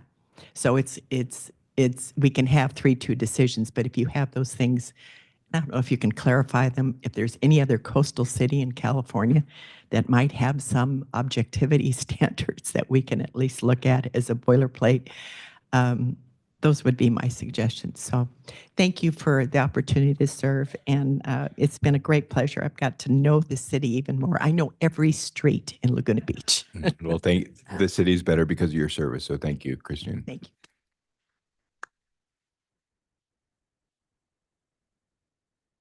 Lewis, go ahead. So I'll try to not reiterate what other board members have said. I do agree a fair amount of what Board Member Gibbs laid out. It was pretty detailed. When it comes to Bob's question on the 16 requirements being consolidated or condensed, I think they just more need to be condensed, a couple of them. Like design integrity versus design articulation, those two can kind of be defined in the same bucket instead of having two separate categories. Swimming pools, might be able to be combined with like neighborhood compatibility components, because there are components within the pools that some slight changes make the right approach. I mean, we've gotten proposals where pools are on roofs and pools that are floating, pools that have glass walls. I mean, there's been some fun, crazy ideas, and I'm open to them as we hear them, but the impacts can vary depending on the creativity of the architect. And it's worth the discussion for the community to have that availability, right? Because we do want to foster creativity here in Laguna Beach. We have amazing homes here, but we want to make sure that we do have some of those checks and balances that do exist, which is what the guidelines are all about to begin with. Access, as Board Member Thalman was describing, it's a crucial one in some cases. We've had projects that, I've been on a slight grade hill that it was an ADU multifamily one, and the simple change of them moving the garage from the uphill side to the lower side of their lot was a difference of 3 feet, which also made, like, the whole program was approvable. But when they swapped the garage to the downhill side, the whole house came down 3 feet. Now, when they're drawing this stuff on paper, they're going after different things. But we just said that one little comment, oh yeah, we can take 3 feet out of the program by just swapping and making some flips, right? That was an easy discussion at a first hearing. Those are the kinds of things the design review board fosters and gets the right outcomes for our community. Because what was the neighbor looking for? 2 feet to be the reduction so they could see the horizon line, right? So we achieved both the elements that what the applicant wanted and what the neighbor wanted, but just looking at the plans critically and just being open to being like, hey, if we make these kind of discussions, it can happen. And then those are beautiful, peaceful things. We don't have neighbors arguing with each other for years. And that's what creates the animosity with design review. As we heard from the public earlier, some of those projects were over 10 years ago, right? Where things of the ringer or things of the project going through the ringer haven't really existed since I've been on the board, right? We've cleared a lot of those old historical ones. And now we're having some that are current. They're lengthier, but they're lengthier because of the processing to get them through. And one thing staff was doing really well for a good period of time was kind of analyzing the applications that were coming in and giving us a report for how long it really was taking them to get through and what percentage of their projects were lasting that year or the 2 years to get to the board, right? We're going to have those difficult projects that it's a whole brand new lot, right? And a whole new development or a whole new area of town based on state regulations. And that does foster some more analysis from staff's part. But the folks in that period, the folks that were coming in to get their fence done or that were trying to get these smaller remodels done, it was happening at a much quicker rate. And we were able to tally that and understand where that hiccup was. When they started the reporting, some of it was like 3 or 4 years that projects have been in the process. And it got down to what, 3 or 4, or maybe not, I'm mistaken, 1 to 2 years, but most of the projects were getting down to like 6 to 8 months by the end of that kind of tracking. So I would encourage staff to kind of readopt that process. Another one that kind of hit us that took some times was with some of the turnover. We've had different periods where once projects get to the board, we got to a point where we were able to hear them like 1 month or 2 months later, really quick in hearings. And some of that was because of the streamlining changes that we did by limiting the turnover of weeks for restaking. So we could get those projects back next month. And a majority of our projects do, right? And a majority of them go through in the first hearing or second hearing, right? We get that. Very few go through the third hearing.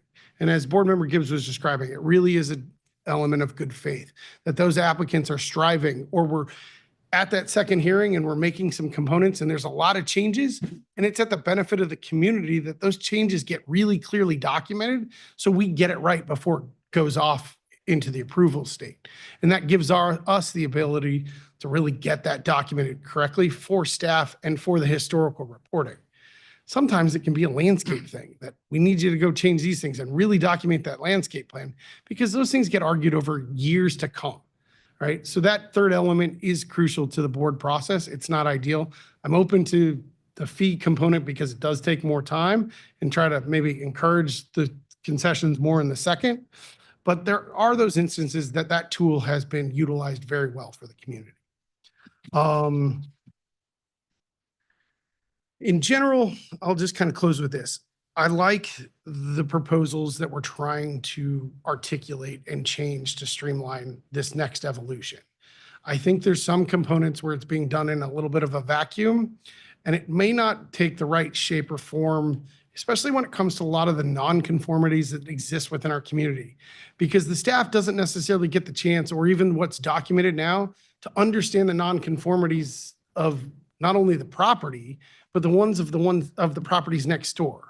A couple of examples that come to mind are there's a handful of the old stuff in South Laguna, the Canyon, and other parts of town that they weren't built to what are current setbacks, or they weren't set to their property lines as appropriately. We need that sensitivity or that component somewhat dialed into this exemption, because otherwise we'll get properties that are sitting like 3-4 feet apart on some of these setbacks, and you have eaves of roof that are literally like a foot apart. That's not good for fire or safety components, but you can't see that unless you're out in the community. And I think one of the challenges going forward is our planning staff probably isn't going to know the community as well as our planning staff of the past, especially when the design review guidelines were written, where a handful of those community members lived here and worked here.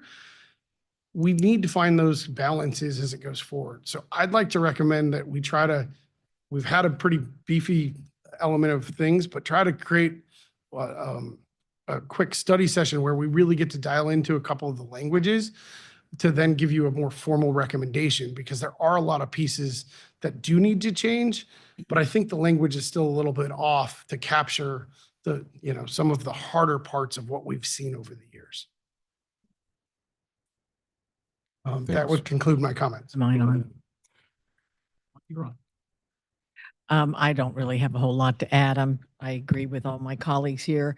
I'm really not completely clear on exactly what you're trying to extract, in the sense that if it's trying to relieve staff reports, if it's trying to answer what the state's requiring for some of this ADU SB 9 stuff that's creating some big dramatic issues within our neighborhoods.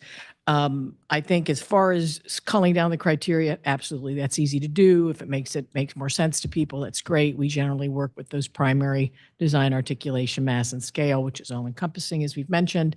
As far as the one that you're eliminating, access, they brought that up. I agree, access is still pretty important, in the sense that a lot of people try to build now and try to kind of create an access area to their driveway or their house that sort of makes it feel like you can't park on the street anymore. And it happens a lot in South Laguna.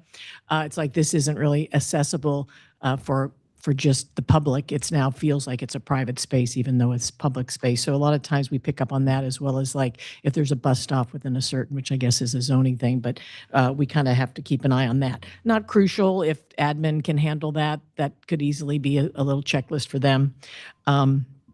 Same thing with like pools, air conditioning, fences, and the whole patio. That all makes sense to roll all that through admin, as long as there's a criteria, especially with like pool mechanics and that type of thing. That seems to be the biggest, besides people concerned about activity noise, which we can't control, but mechanic noise, it is about where you place that. So that's just a criteria that has to be added to what's the admin checklist. I do have an issue with the nonconformity that we have here. I feel like a lot of people are pushing the envelope on that. We have some things before us where they're making it a multi-unit property now, and one of the buildings is nonconforming, so it's super tight. And as Louis mentioned, it's like eaves are almost touching, and then there's the setbacks in the first building is not conforming, but the new building is, but it's still maxing out the lot a lot. And it feels like if that starts to happen all up the hillsides, that everything's going to get pretty overbuilt and not have what I refer to as the air and the space around the home that gives some ease into this growth that we're going to have to accept. You had a point in here about add an objective design standards pathway. I don't know if that's something you were looking at, about like sort of being sort of like Santa Barbara and Carmelish, where if they want to stay within a certain lot size and height, that's all great. I don't know with our price per square foot on land these days, if anybody's going to do that, but I love the idea of it. And then you could have like certain areas have to abide by certain, as they do in Carmel and Santa Barbara, certain architectural elements and height and all that. So that's great. And maybe that would refine some of it and avoid having some things come our way. And as far as the 3 times to design review, we'd love not to have them come 3 times, because it's a lot of pressure on us too. I think there's a few bad actors here that kind of push the envelope on step 1 when they bring something before us, that really makes us have to go through a point by point with the architect on what, why did you do this? It's too big. There's too many windows. And it's sort of, then we go to the second one and we go, okay, we said to take it down in mass and scale, and as I say, you kind of took the crust off the bread, but you still got a whole loaf of bread here. We got to start slicing it more. So then we're at the third one, and then we feel bad, right? And it's like we want to get this thing through. It's a lot of money, a lot of time, but like I said, there's a couple bad actors, but mostly everybody tries to come up with something relatively good at the start. And that's really my main points. I don't know if that's helpful, but thanks. Mayor Alex, I forgot to touch on Bob's comment about the admin design review process. So currently, I think my understanding is really the admin for the minor projects is only triggered to come to the board on 2 components. One, that neighbors are complaining heavily and they weren't able to come to a small resolution at the hearing. And 2, whether the board members pull it forward.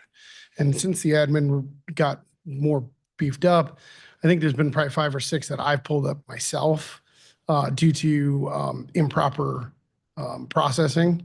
A couple times it was variances that weren't applied to projects, and or setbacks or revocable encroachments that weren't applied for and properly sent to the design review board.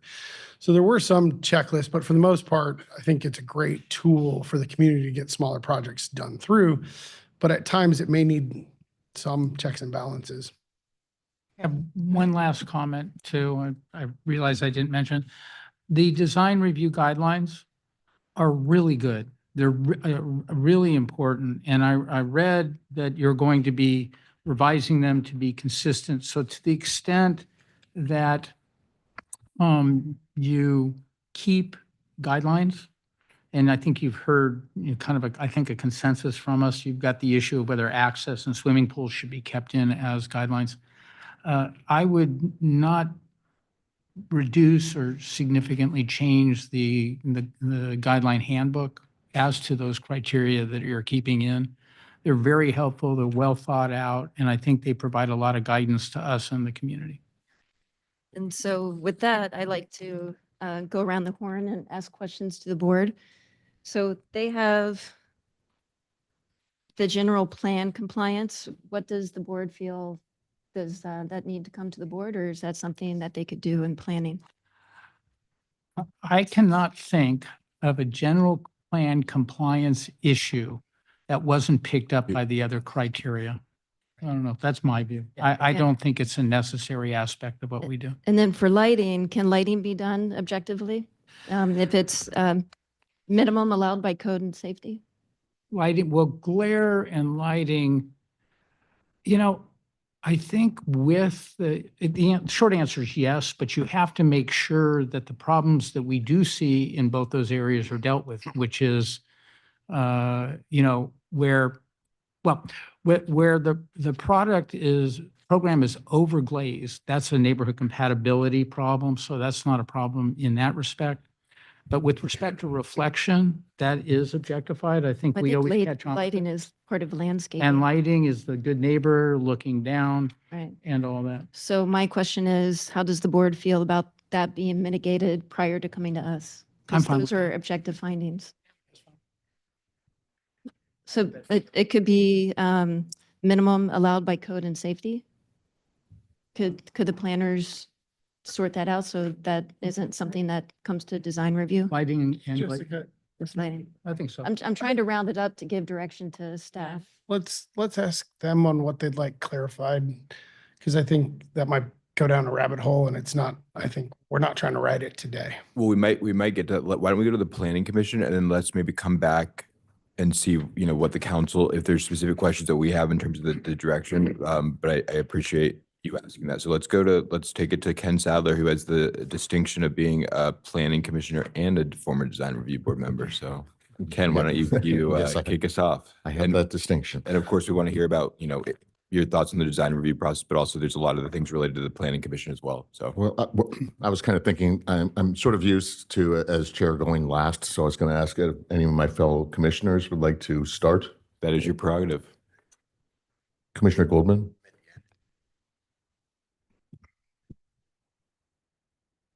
So as a general comment, I think it was a great job in terms of trying to streamline a process with objective criteria.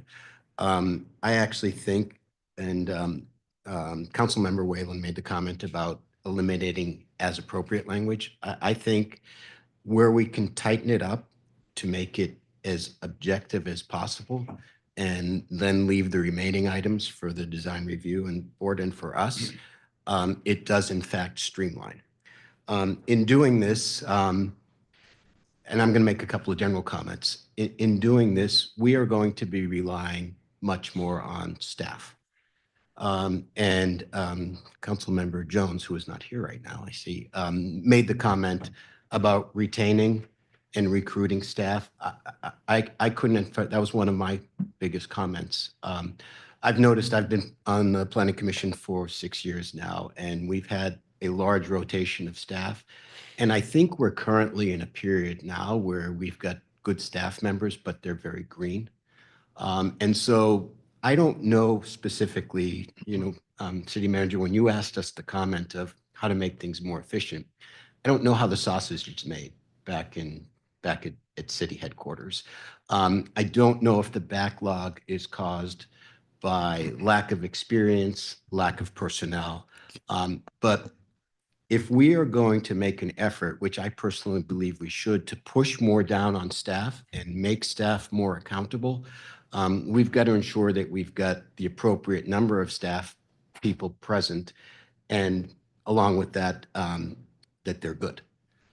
The last comment I want to make, and it was brought up by one of the residences, and it's probably my biggest comment, and it's enforcement. So if we are able to create objective criteria, push the accountability on the staff to measure that criteria, and then bring to the design review board and to the planning commission those projects which have the subjective element to it, we need to enforce. And one of the residences, I apologize, I didn't jot down his name, made the comment that people cheat. And people get to the head of the line was the example used by, let's just do it. And, it's better to say I'm sorry than it is to have not done it at all. I think that creates a lot of the neighbor animosity. I don't believe that neighbors should be the enforcing agents. And the way it works right now, the neighbors really are, and that's what creates the animosity between neighbors, because there's friction. You go and try and talk to a neighbor, the neighbor says, well, I'm going to do it. You say, I'm going to threaten to go to the city. The neighbor says, F you. It just devolves from there. If we have objective guidelines that are easy to measure and we enforce them, I think that largely streamlines this process. Those are my overall comments. Thank you. Commissioner Dubin? First of all, I apologize for being late. We had another wayward driver take out a telephone pole in the canyon, and it happened to be closer to town than the normal one. So the officers, the lines were not in the street, but they wouldn't let me through. So I had to drive all the way around Newport Coast to get here. So anyways. Your excuse for today. That was your excuse. My comments are mostly based on aesthetics, since that's seems to be where I can provide input on. And I've just made some notes on some of the various things that were potentially going to be eliminated from any kind of discretionary review. Telecom installations is where I'll start. We have very little to say about those things because of the FCC rules, but we can control aesthetics and placement. And I think that's a big deal, because left to the telecoms to decide where they're going to place new installations, they're going to put them wherever they want without any regard to placement in terms of the neighborhood or neighbors, and these things. I know we're not supposed to talk about the health issues at all, but we can control the aesthetics of these things, and we haven't had one come before us in quite a while. But when they did, we were able to really give some input on where they're going to put it, what they look like, how much can go underground, et cetera.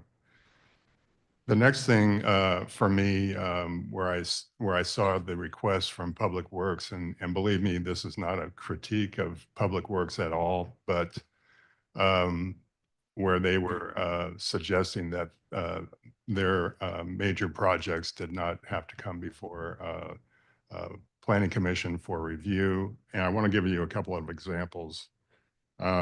I'll start with the lighting here in council chambers, since that was one of the first things I suggested needed to be changed 7 or 8 years ago when I first got on planning. We had awful fluorescent lighting. I spent a lot of time researching the effects of lighting on mood. As we know, we've had some rather contentious meetings here in council chambers, so I also came up with 4 or 5 or 6 examples of lighting that I thought would calm the room down and make it a more pleasant environment for us to be in. I spent a lot of time with Tom Perez on that. And what did we end up with? We ended up with the modern version of fluorescent lighting, which was very disappointing.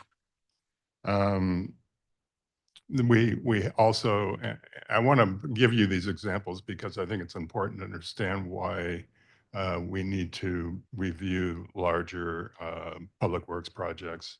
The trash enclosure on off the Ocean Avenue, that came to us after it had been designed by an engineer. And they came in, instead of a concept review, they came in for full entitlements on that, and it was awful. If we had approved it, it would have been a big disappointment to the aesthetic of our town. So we reviewed that with Tom and gave him examples of what we thought would be more appropriate, and we ended up with a much better design. Beach access. We've had, I think, 2, maybe 3 of those come to us. Again, designed by engineers. No offense, Ken. But because they came for discretionary review, we were able to improve those projects substantially. Although one of my suggestions always is, because they tend to look like just concrete, is to do some staining, natural staining on them, so they look like they fit into the environment a lot more. Those things didn't happen. It's like we give that kind of input and it just kind of goes by the wayside. So fire station, it's coming up. I've seen the preliminary images of that, and it looks like something that belongs in Mission Viejo. I think Laguna deserves a better design, and without discretionary review, we'll end up with something that is very sterile and very inappropriate for our community. And you got to remember, these things are going to be there for 50+ years. So I think we owe it to the community to get those things right from an aesthetic standpoint. Front facade changes came up. And there was this idea of giving the owner the benefit of the doubt. And the reason I object to that is because we actually have a project right now that, because it's in a commercial zone, we're reviewing it, or we've already reviewed it a couple of times. And it's not a historic building, but it is a landmark building. And I think if we were to leave that project up to the owner and give them the benefit of the doubt to do whatever they wanted there, we're gonna lose a landmark building there. So I think those things, I think that's a little bit, I understand the need to allow property owners to make decisions about, their own personal aesthetic, but there is going to be times when we're going to lose landmark buildings to owners that aren't thinking about the aesthetics of our town. As far as more housing opportunities in Laguna Canyon, I think that's great. I think there are a lot of opportunities out there to increase housing, but one thing I want to caution you on is in the M1 and M1A and M1B zones, there's a lot of artists that are occupying light industrial spaces that need to make noise and dust and dirt and whatever. And if you start putting in a lot of residential,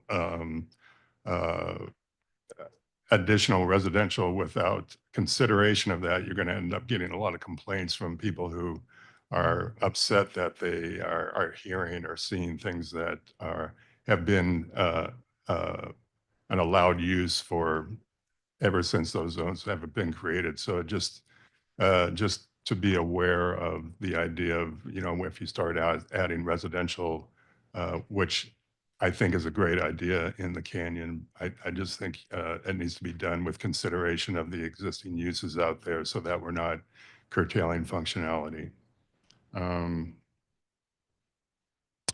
As far as utility undergrounding projects, again, dealing with aesthetics here, those projects are often left to the utility engineers to decide where and when to stick an above ground utility box or a telephone pole or a guideline or, any number of things. And I think because we have been able to review those projects, we're able to take into consideration where some of these above ground utility boxes are located, so they're not right in front of somebody's house or in an awkward spot on a sidewalk or whatever. So I would really like to see those types of projects still come back to the Planning Commission for review. The sort of bottom line to this is leaving design up to engineers only is going to result in some very mediocre projects. And I think I know what we're trying to do here is important, but I think too that we owe it to the community to consider aesthetics on some of these commercial projects and some of these public works projects. And I don't think they should be exempt from review by PC. And I want to just mention that, you know, a lot of the delays that often happen is not the fault of staff or the Planning Commission or DRB. A lot of it has to do with the applicants themselves. They bring in an application that's incomplete. They're told that here's, you know, a punch list of what you need to do. They go back and they maybe do a couple of them, but they bring it back for a second time and you know, it's still incomplete. So that's where not all, but some of the delays have occurred, is the fact that, you know, applicants are just being lazy or whatever in terms of fulfilling a complete application. I think that's all my comments right now. I'm like I say, it's all based on aesthetics, but I think that we can't just assume that whether it's a public works project or a big commercial project, that it's just going to happen and it's going to be right for the community. I really believe that a full discretionary review on these types of projects is a requirement, because we've always improved them whenever they've come to us. We've made suggestions and made improvements that have resulted in a better project. Thank you. Commissioner White. I concur with these comments by my fellow commissioners, so I'm not going to repeat them in detail. But just to start, in reading Dave Kiff's cover letter, he said, well, I'm sure we've made a few mistakes in these documents.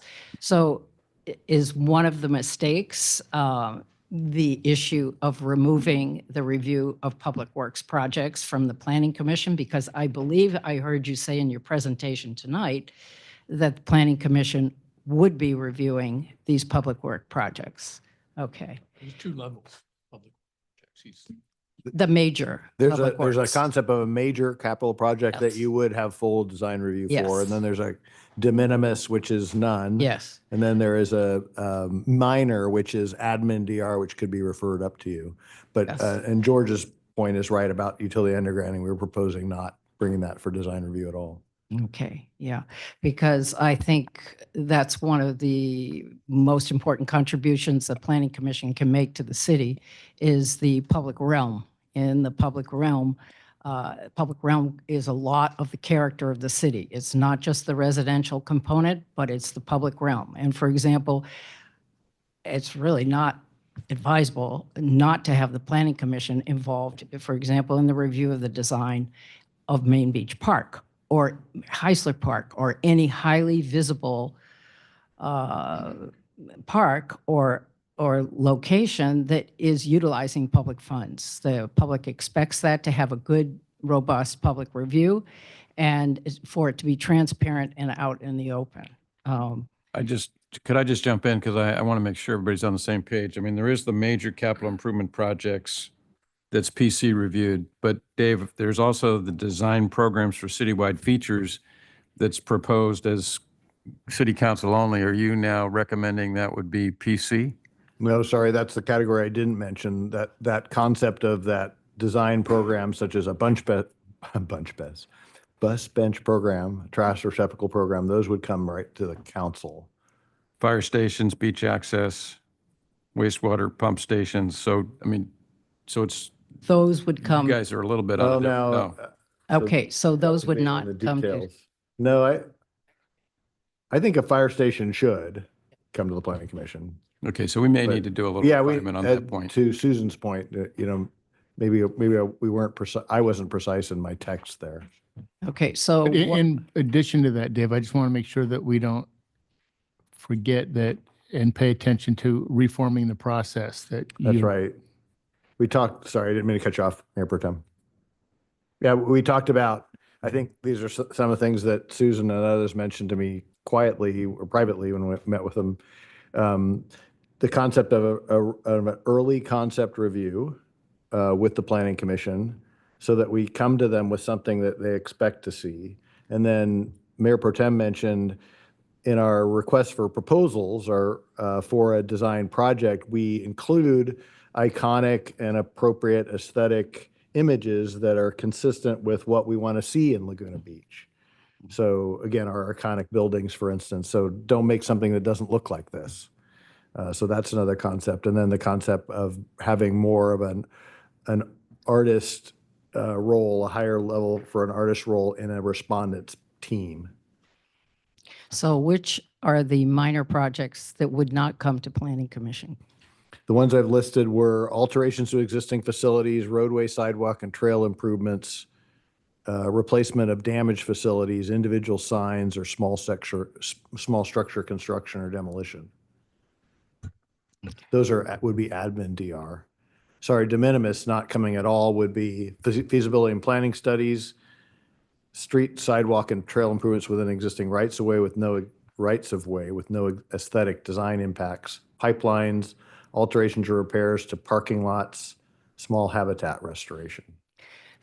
Feasibility and design and planning studies would seem appropriate to come to planning commission. Or is this a different animal that we're talking about? Is it a planning study for a sewer lift station? Or, I mean, how do you define that term? Yeah, I don't know, Mark, if you have a perspective, I don't want to put you on the spot. Well, I of guess examples for that. There's something, again, this for the purpose of a study session is probably to give more examples of that at a later conversation. What I am trying to express is anything that's true planning that relates to, for example, a property that the city is considering acquiring for a public park. Any planning study that's done about that should come to the planning commission. I think on this de minimis, we're just talking about basic blocking and tackling here on the de minimis stuff. There's basically basic public work stuff. We're not talking about, feasibility for anything really significant. We're just talking about basic, what I call maybe a little more than basic operational work. Mhm. Can I raise a point and then kind of frame it as a question? Because I think I agree with both you. You're describing kind of successes of projects that go through the pipeline and the planning commission weighs in, and I think probably makes it better. But there's also a hidden opportunity cost here, right? Where a lot of people don't want to deal with a discretionary process where it will take them 6 months compared to something that they could do in a couple of weeks over the counter. And so, when we have a town that's run down, and so I want I'm raising this as a question, but it's like there's no such thing as a free lunch. If it could be that, we could have you guys involved in underground utilities without any impact or cost, but there is going to be a cost. It's a trade-off, right? There's going to be time and money that's going to be spent, and that time and money could be spent on undergrounding more, so it's like that kind of trade-off of, and especially for commercial, I mean, I've been dealing with someone, you guys had because under the downtown specific plan, you can't paint your building a different color without going through you guys. I think it was an hour-long discussion, and it's just the whole thing's a mess. And when we're trying to we have this whole, one of our priorities has been to figure out how we can, what's it called, Sue? The maintenance ordinance. Commercial maintenance ordinance. When we have a maintenance ordinance where we're basically telling, landlords it's time to start, improving the look and feel of your buildings, it's hard for us to be able to sell that when it's like, okay, you're going to have a 6-month process that could be discretionary. And even though you're probably right that you guys are going to treat them in a reasonable fashion, but just the added cost and the added time and the added uncertainty, I think it's a disincentive for people. So I think that really needs to be discounted. And so I want your input on kind of evaluating that in your analysis as you're making these recommendations? Well, I could address it partly Yeah. by starting with the exemption for design review for a less than major remodel, which would apply to commercial buildings as well as to residential buildings. Less than a major remodel is, 49.9%, right? In a commercial building, in our public realm, that has a huge impact. And so I object to removing that from design review. I think that should be carefully scrutinized. Do we want, yes, we're trying to expedite the process. Part of that is just picking up the backlog and moving forward. Part of that is training the staff, to Commissioner Goldman's point. And that is actively happening right now. And if we can get our process fixed, I think we can still apply these design standards to prospective applicants and users in the downtown. There would be no point in having a downtown full of crummy looking buildings just because we want to fill the space. What would, that defeats the whole purpose of trying to renovate the downtown. We're trying to upgrade the quality of everything, and there does need to be some design review around that. So if we can get projects into the process quickly and move through them quickly, I think we can achieve the goals of these, these retailers. Yeah, because you just can't give it away. I just realistically, I mean, the person who did this painting, he's like a world-class architect, and you guys had a different opinion. I respect that. I don't know who's right, but what I'm just saying is that realistically, people are not going to go through this discretionary process, and it's a disincentive as we move forward. And so I think we have to be realistic about the impact that choosing to go through an unpredictable discretionary process has on actually. Actually, I don't think we have to choose between having a crummy looking downtown. I think that's what we kind of have right now, where people aren't making these investments. And so I think, but I appreciate the dialogue on that.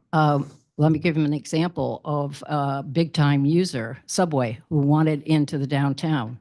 And they came to us how many times? Did that come 3? That might have been 3 times that they came to us. Subway really wanted to be downtown, and we made them completely change the product to a cafe from a Subway.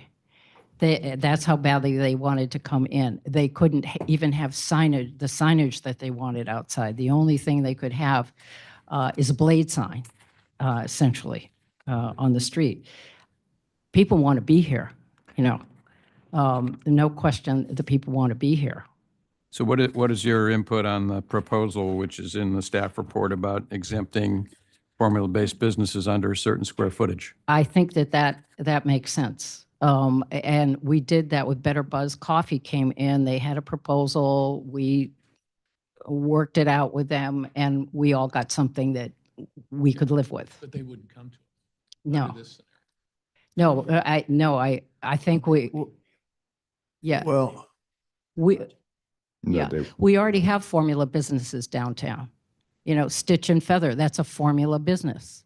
Better Buzz Coffee is a formula business. What are the others? Moulin is a formula business. Right, Nothing wrong with that scale of formula business. I mean, that really livens up the downtown, and we need those. We need those anchors. What triggers the DRB? It doesn't necessarily have to be based on a major remodel. We could set different criteria if we wanted to be a little bit more particular. I know I'll use painting as an example. I have a problem with folks needing to go through a process to repaint their buildings in the downtown specific plan. I know. But let me just say, you could put criteria in there that it would exempt previously unpainted surfaces. So that would be natural wood, brick, stone, things of that nature. So I think that there are solutions in here beyond these broad statements, and the devil's in the detail, right? So I think that the intention of this is to take the 30,000 foot level view of this and then if there's a consensus on these issues, then we could, get into more detail and set the criteria that would really tighten things up. Well, I think in both Tom Gibbs and now Susan have raised it, right? You're looking at the extremes. If the proposal is, if it doesn't constitute a major remodel, it's exempt, right? That's way out on this end. And then the mayor's and you've got the example of painting a building, which is way over on this end. We haven't really had any conversation about what you're raising now, which is, well, is there an in-between, right? Where, some of it maybe should be exempt. I personally kind of agree with Tom and Susan. I think a 49.9% change to a building without any review is too much. But I'd be interested in trying to figure out where the right point on the scale is. And maybe that's some of what we need to spend time talking about. Yeah, Steve also- Kallenberg's got his hand up. Just to address what you said, Mark, also, and Alex, the 16 feet or less criteria in the downtown particularly, and with the commercial buildings along the corridor, the Coast Highway corridor, and within the downtown area, should not be exempt from design review. It just has a huge impact on the public realm, on everybody, every single day driving through it. And we have a very textured, quirky, eclectic character there. And, we don't want to just allow a free-for-all. And if I may, it might assist the council and the reviewing bodies. For a major remodel, the definition is in the municipal code, and it's a structural renovation and addition which equals or exceeds 50% of the original gross floor area. So there is a handout that helps staff analyze how to achieve that 50%. But there are options, for example, in finding like a middle ground, for example, where you could subject major remodels to administrative design review. It's currently drafted, of course, as exempt, but that is one option. And I figured I might just take this opportunity to respond to some of the other questions that have come up in the event it might help with your analysis. So currently, how projects are proposed to be referred from administrative design review to design review board or planning commission as appropriate will primarily focus on whether a separate entitlement is involved. Of course, I think there are instances in which staff would, value feedback from a body as opposed to making the decision themselves. So there's still that opportunity. There was also a question about height as measured, because I know a lot of focus is on this 16 feet trigger. It is proposed to be measured from adjacent ground elevation. But I also wanted to note, for purposes of the analysis, that projects that are on 30% slope or more are taken out of the admin or exempt component. So those will automatically be back before the full DRB or planning commission.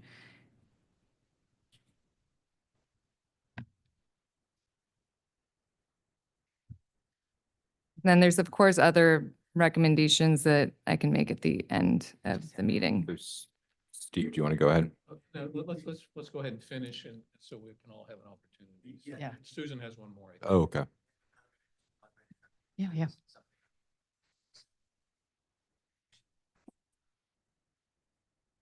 There's nothing that prevents us earlier in the process from going out and whether it's going to happen. Going out, even if I was around that, we don't go out. We go out earlier.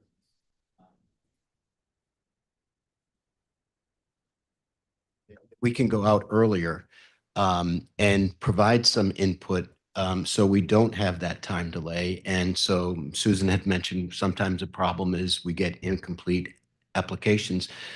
We may be able to expedite that by getting an earlier look than when it comes to the planning commission meeting itself. But we're all pretty good about looking at projects.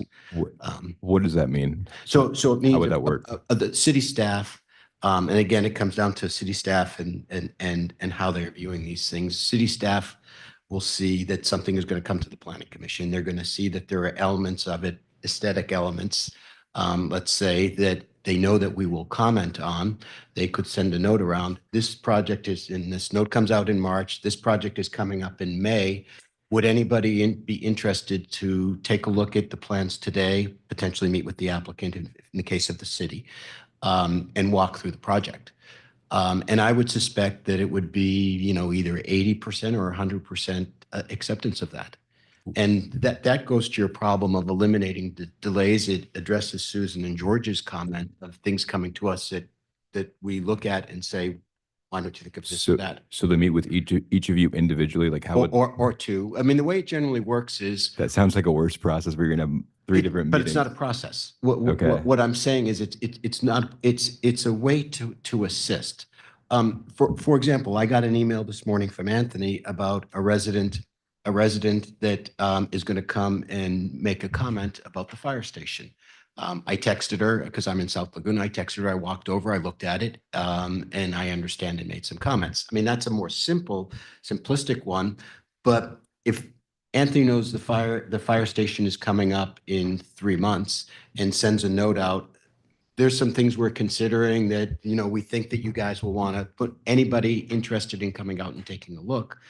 I think we would all welcome doing that. For the CIP is what you're talking about, not for applicants. No. Oh, yeah, I thought you yeah. were saying. No, I'm we're talking gonna about, I'm talking about with the city, because the CIP, that makes sense. I thought you were saying that we're gonna have a bunch of meetings with applicants. No, next, no, so That sounds no, like no, because I Brown said the Act issue applicant and being the city. Got it. That makes a lot of sense to me. Because that's where I saw your reaction. You looked and said, well, there's a cost and a Yeah, trade-off. I think it's more. I think there is a value in what you just said. That's a really good point. But I also think there's project management issues that we need to deal with in terms of, because design by engineers is one thing, but also design by committee is never a good thing either, right? And again, I'm generally not one in all of our meetings. I very rarely comment on color and things like that. It's to look at the threshold issues. It's to look at and say, wow, this is really massing. This is really going to impact residents. We can see that residents are going to come out for this. Some of our best projects, the ones that did come back a couple of times, we've got very thoughtful architects here, and the project we looked at with Joe Hanover, that it came a couple of times, and it came back another time for a different amendment, but it was a perfect example of the planning commission, the community, and city staff all making a project better. And all I'm saying on city projects, if we can get an earlier look and provide a little bit of earlier guidance, which I don't want to speak for everybody, but I suspect we'll all be glad to do, that could save time. Oh, Mark, you have a question? I think that's a good thought. I have a question. Yes. Can you, Jane, give me an example? If an applicant came in with a proposal for multifamily or mixed-use multifamily in the commercial or downtown specific plan, how developing objective standards could affect that application? I think currently, if somebody came in with an application right now, it would be subject to design review and the underlying development standards would be applicable. Currently in Laguna, there aren't that many existing development standards that affect the envelope of the structure, which is why I think there's the other conversation of developing objective design standards through the comprehensive zoning code update. So if that application included a certain variety of affordability, would that further affect the application and our ability to weigh in on it? There are certain state laws that require us to have different processing and procedure for affordable projects. And given that, what you just said as far as the state laws are concerned, if we did have objective standards, would those state laws would our standards apply to those state laws? Yes, our existing development standards would apply. The issue that the city's facing now is that there aren't that many objective development standards that affect design within the city because the whole process is very subjective and everything is subject to design review. So the goal of developing objective design standards for both multifamily and other projects is so that when the city is mandated by state law to simply review the project for compliance with objective standards, there are objective standards in the code that the city can apply. Thank you. Okay, I'll just add a couple more comments. I was concerned in the report that the triggers for this whole effort, that reducing the triggers for design review, a primary reason was given was to resolve the backlog. The backlog will be resolved. You've already made substantial progress on the backlog.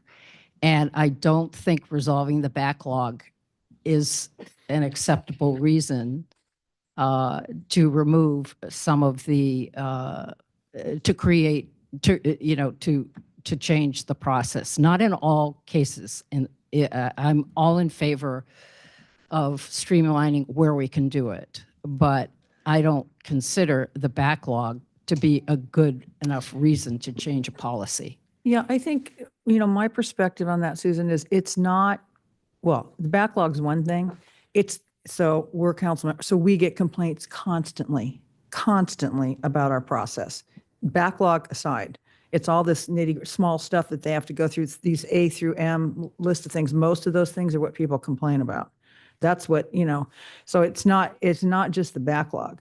Now, we could have another backlog if we don't fix this, because people could get different jobs and we have new staff again. And we don't exactly make it great for our staff with all these getting all wrapped around the axle and all this stuff. It takes forever for them to get up to speed. And then we, like what Steve was saying, we need to, we keep our good people and retain them. Well, it's hard to retain them when you have all this stuff going on, because they were just like, you can imagine walking out of here after a day of work and be totally frustrated because you have a huge pile of work and you have to go through your 300-point checklist. I mean, can you imagine? There's no way in hell I'd do that. But anyway, just side comment. No, I agree with you.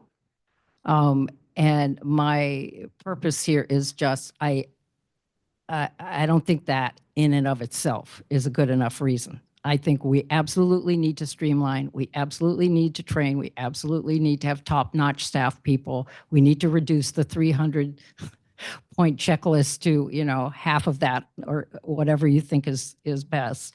But backlogs will get resolved. So just to keep our eye on the ball, and the ball is to streamline it in a way that we achieve objective design standards that cover design.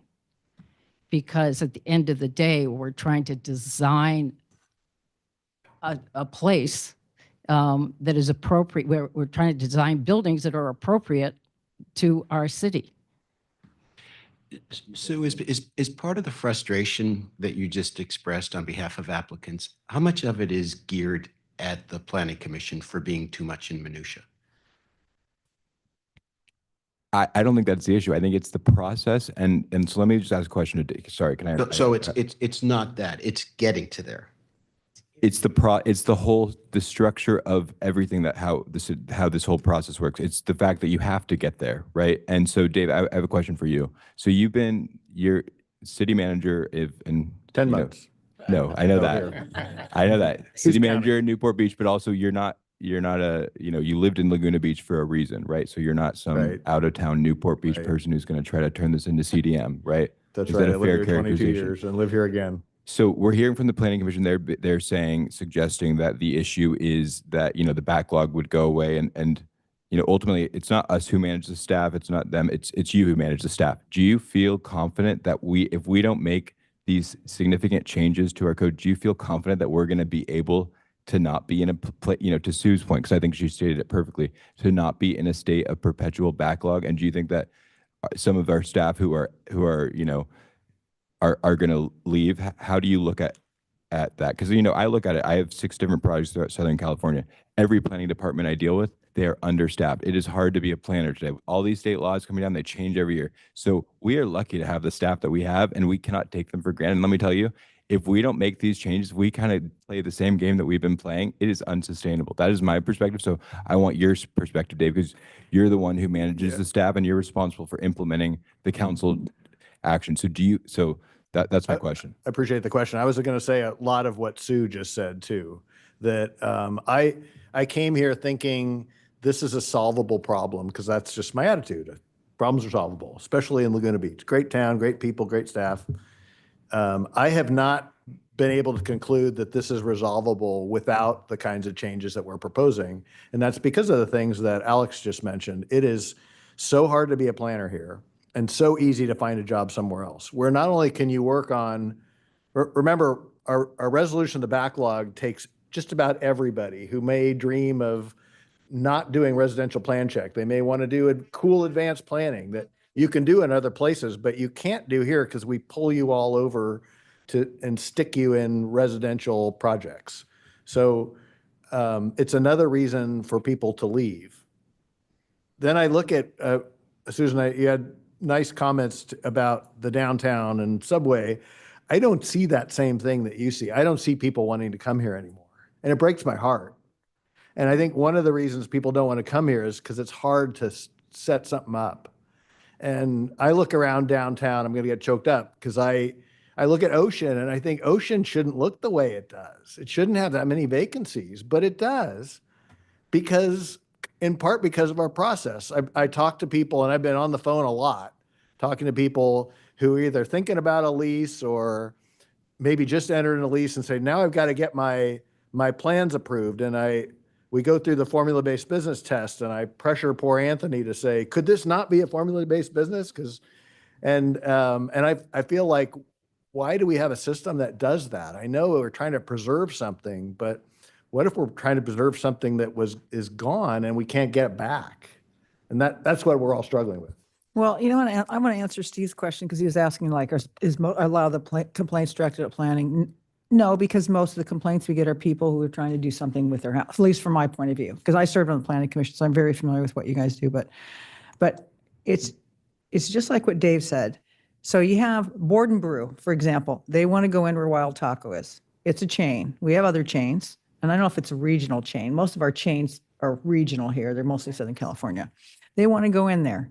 Now they're a formula-based business. No, can't go in. So the guy starts calling me, and I go talk to him. And then he talks to Dave. Dave talks to Anthony. And meanwhile, we just get more and more vacancies. If you look around us, and I don't want to go off on this tangent, but if you look around us in other cities and see what's happening, they don't do what we do. We put ourselves out of the market. And maybe we got by in the old days to do that. That's not happening anymore. So my thing is, let them come in.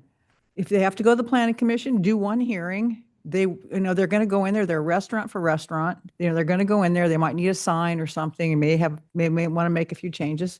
Get them in there. Because the longer this persists, the worse problems we're going to have. You see it in our budget right now. I mean, it is very clear. A great example was Chipotle.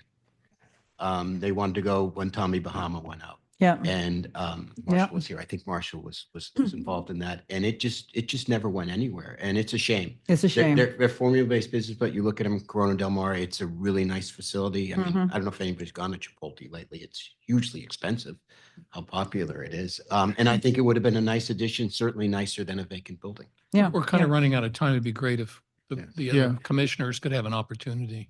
Just one more comment, if you don't mind. I think this will help a bit to what Sue was saying. A bit ago, I think it was Megan who might have mentioned it, Jane, but some of the design review criteria, I believe what we're saying is there's some redundancy, right? So it does get picked up in zoning. Yes, so I just actually double checked some of the policies within the general plan. And there are some policies, like the first time I looked, that relate to access and the driveway apron and grading to the site. But I do think that given the comments from the board and the importance of access, that could be added in. And I don't think staff would think that addressing access in a criteria would really slow down the process. It might be good to have a separate criteria in that sense. And there's also, I was relying on the general plan policies as well to address grading. There are policies that address grading, but the only other criteria that was removed that might address that is the environmental context. So those are two criteria that the council and the reviewing bodies could consider and adding back into the criteria just for that added level of review.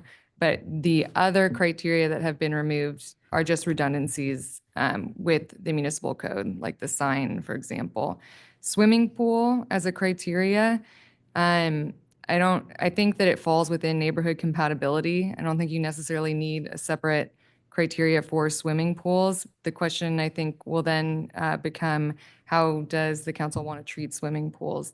To keep it exempt or, a different level of review? Got it. Thank you. Thank you. Okay, Steve, go ahead.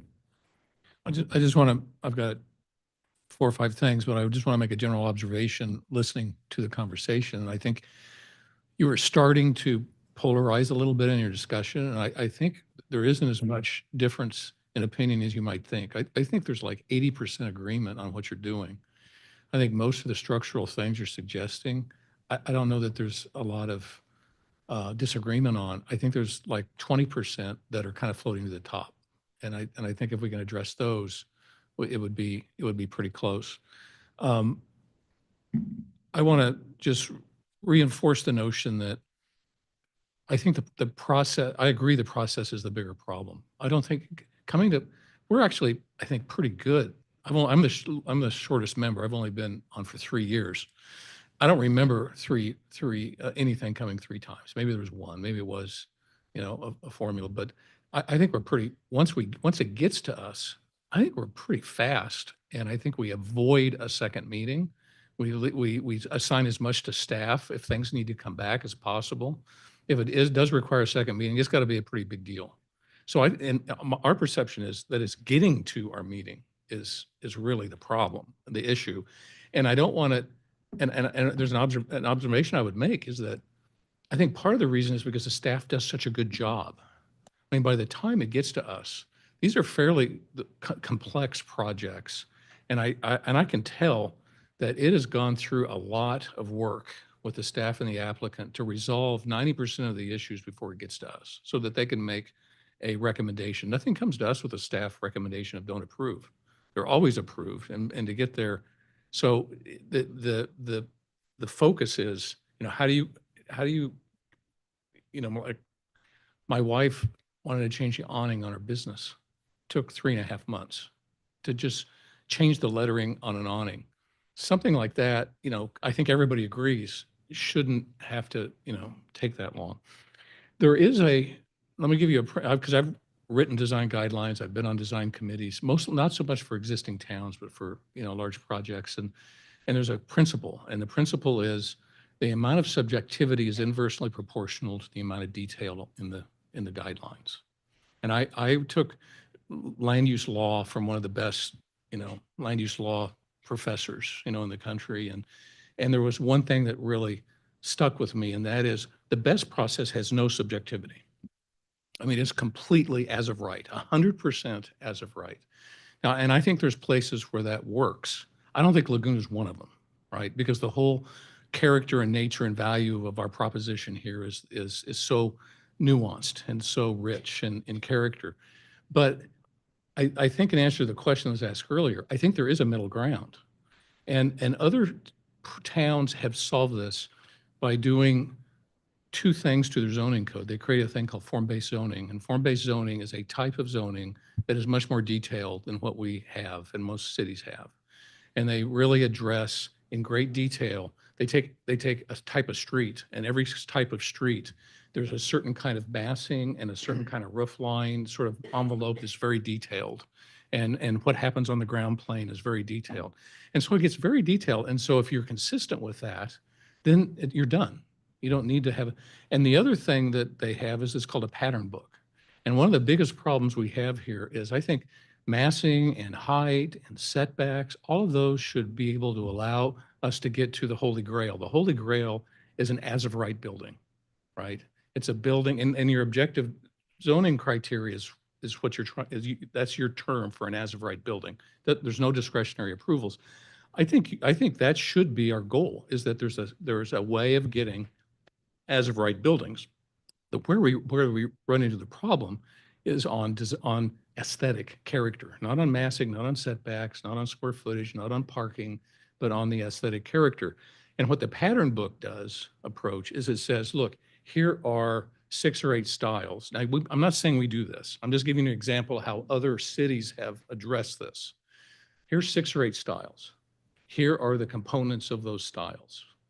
And if you come in and you say, my style is a Laguna Cottage style, they look it up, and if the roof lines and the eaves and the shutters it's a lot of work, there's a lot of detail, but if it's consistent with that, you're stamped, at the counter.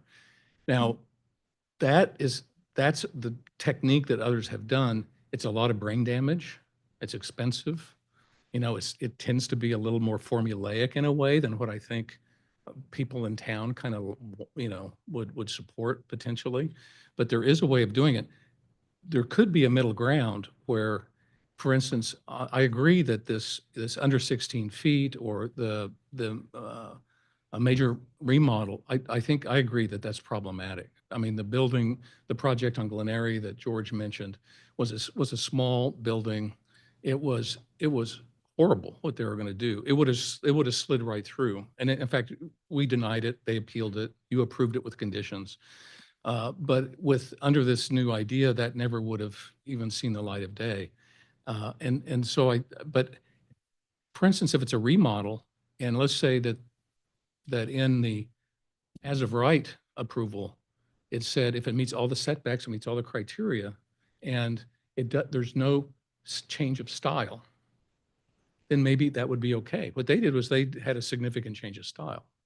So there might be ways of allowing an as of right building go through that, if there's not major aesthetic changes. Let me hurry up and get done here. I think the contraction of 16 to 8, I think what's going on there mainly is you're just getting rid of redundancies, and I think getting rid of redundancies makes all the sense in the world. You should do it. I don't have any issue with that. I think I kind of liked the 10% view thing, because what that means to me is not that we're going to try and measure, and all of this. It just means if a building isn't affecting somebody's view, it should go through if it meets all the criteria. If it even starts to affect a view, that's a red flag. That's what and so it should come and it should get higher consideration. So I don't see that's, and then the last thing on public works, I agree with what's been said is, I can just see the public works folks saying, boy, wouldn't it be great if we didn't have to take this stuff to the planning commission? We could get through a lot faster. I can understand them saying that. But I also believe that one of the reasons that they try as hard as they do, and it depends on the staff person that's in charge, is because they know they're coming to the planning commission. And because they know they're coming to the planning commission, they talk to the neighbors a little bit more. They try and make some changes ahead of time so that they know that it's going to be, so I as irritating as it is to public works, I do think that these things, are, and as I mentioned to Dave when we talked on the phone, and by the way, thank you. It's the first time city managers ever called me or asked my opinion on anything in this town. So, kudos. I really appreciate that. And that is that having the public works project and I think it was mentioned, a concept design review on every project early on, so they don't spend 4 months and they don't spend $100,000 hiring a mediocre, designer to do something that, we're going to give them, we're going to be uncomfortable with. Let's have those discussions really early on, and I think that'll help, streamline the process. Thank you, Steve. Okay, I'll try to keep it short. But start with a quick story. As was said, I've both been on the design review board and on the planning commission. It was many years ago. Our former mayor, Kelly Boyd, suggested that I apply for the design review board. He knew I was an engineer and thought that we needed more design professionals on the board.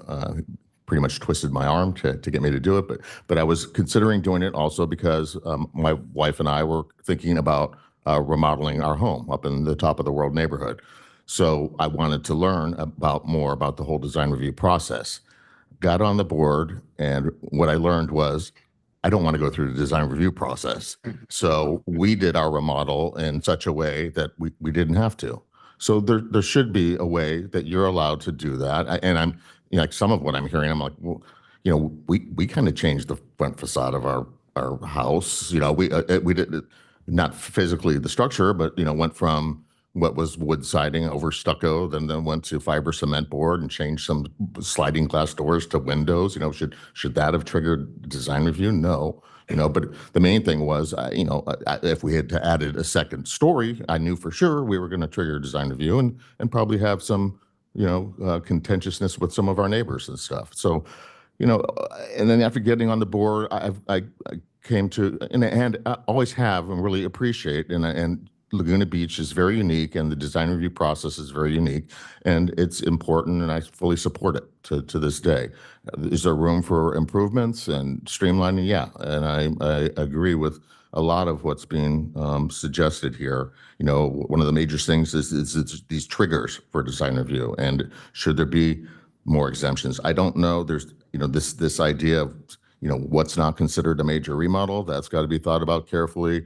The 16-foot height limit, what I don't really the way it's written is improvements less than 16 foot in height. Is that talking about a brand new house?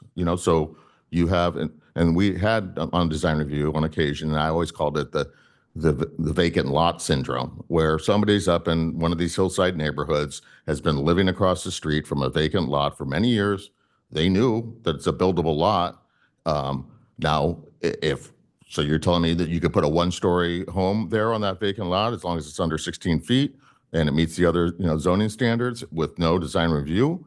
That's going to be, and then to think about, this idea of quantifying view equity.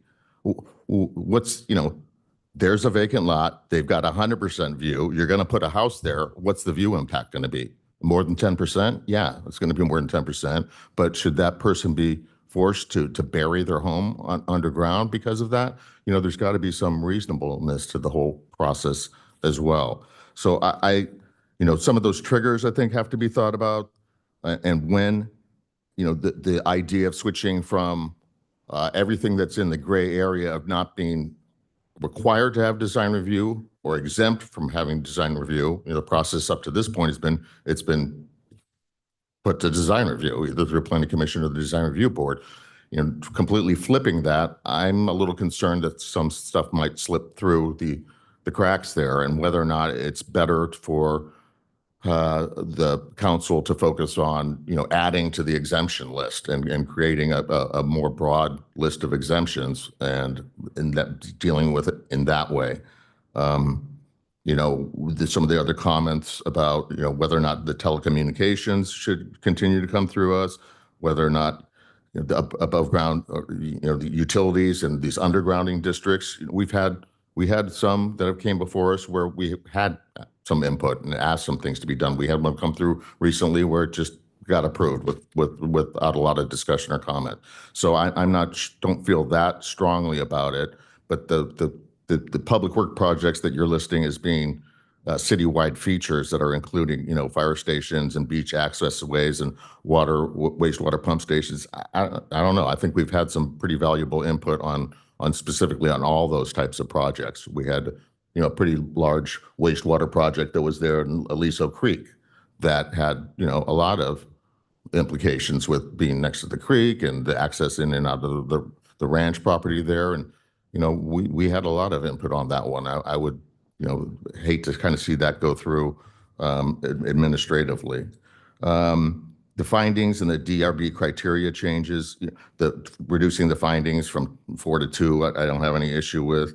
The DRB, criteria, is some of other members of both the board and the commission have said some of those things, for example, the swimming pool thing, for example, is 95% of the time not an issue or a problem. But it's that other 5% that is potentially a big issue. How does that get taken care of if that criteria is taken away? Is there a way to cite other parts of, for general plan compliance, I can't find, that this pool is appropriate here.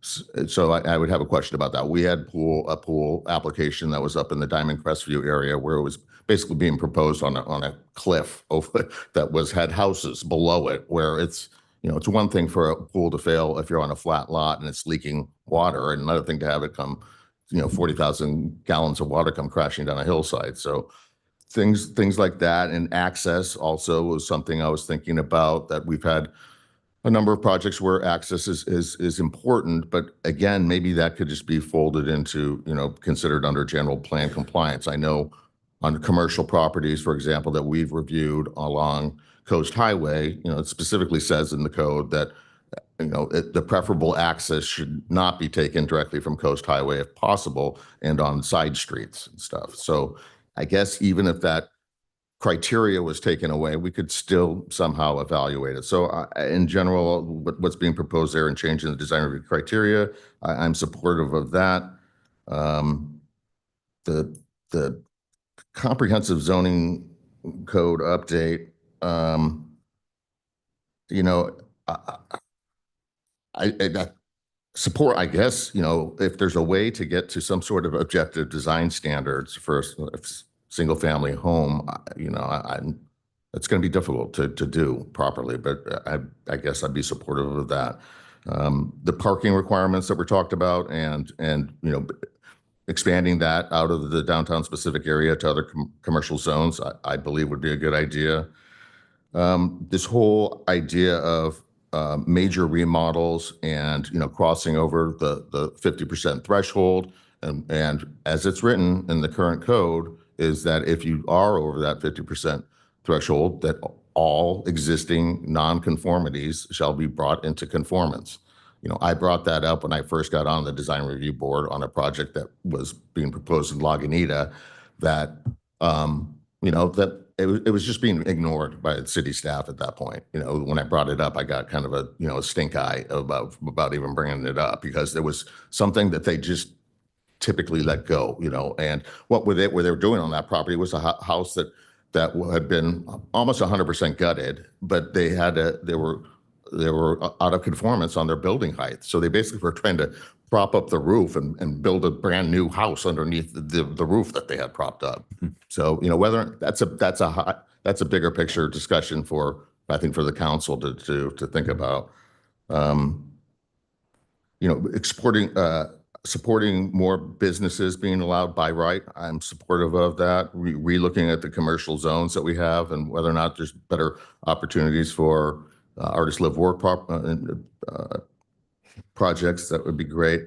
The formula-based business thing, I still get confused about all the time, because as far as I'm concerned, they're not banned. There's no ban against formula-based businesses. We just approved one, right? And all I thought it triggered was additional scrutiny. If it's considered to be a formula-based business, then it's tagged that way, and we evaluate it to a different level based on that. But it's not disallowed. So I don't understand what the problem was with Chipotle or whatever else, because we, like had been said, we did approve a subway project. So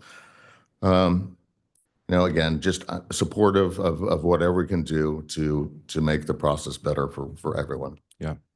Well, so I'm going to bring it back to council, because I think we have to get Bob to a play. And we have to get done at 7. So we're so lucky to have such great planning commissioners, and I really appreciate all of you and such great design review board members. It's such a hard job that you have, and I think that there's agreement here that we want to streamline everything to the extent that I think Steve Kellenberg put it really well. We all want to, in a perfect world, you could have things by right as long as it doesn't undermine the character of what makes it going to be special. I think at a high level, that's at least my view, that's our goal here. So I don't think that this urgency ordinance is a perfect solution, but I think what we're kind of faced with is the trade-off of the status quo, which, as the city manager said, we know is sort of unsustainable for this organization, and for, ensuring that we're not a place where we have people having to call Sue and just the dysfunction. And then we have with the trade-off of potentially some things that could slip through the cracks, right? That's sort of, I think, the trade-off before us now. So I think this is a really hard situation that we have, where we have a town based on view equity. That's the precedent that we have. It's critical that we maintain that to the extent that we can, based on all these new laws, because the topography is going to be just unlike anywhere else, right? So this is always going to be a different town. It's never going to be a by right town. We're never going to be there. So I think the question before us now, when we look at our vacancies, when we look at just our town, in many ways, in my view, is if we don't show leadership and make these changes, I think we have it could change the community character. I think the city manager articulated that better than I just did. So my preference as we go forward would be that we try to get an urgency ordinance with this through coastal. And then if we get to sign up on that, the worst case scenario is if we see things that are not working, all we do is we get rid of it, we amend the urgency ordinance, and then as we're doing that, when we process our, the longer term ordinance, that's the worst case scenario. So I think that's the approach that makes the most sense to me as we move forward, is moving, forward with this.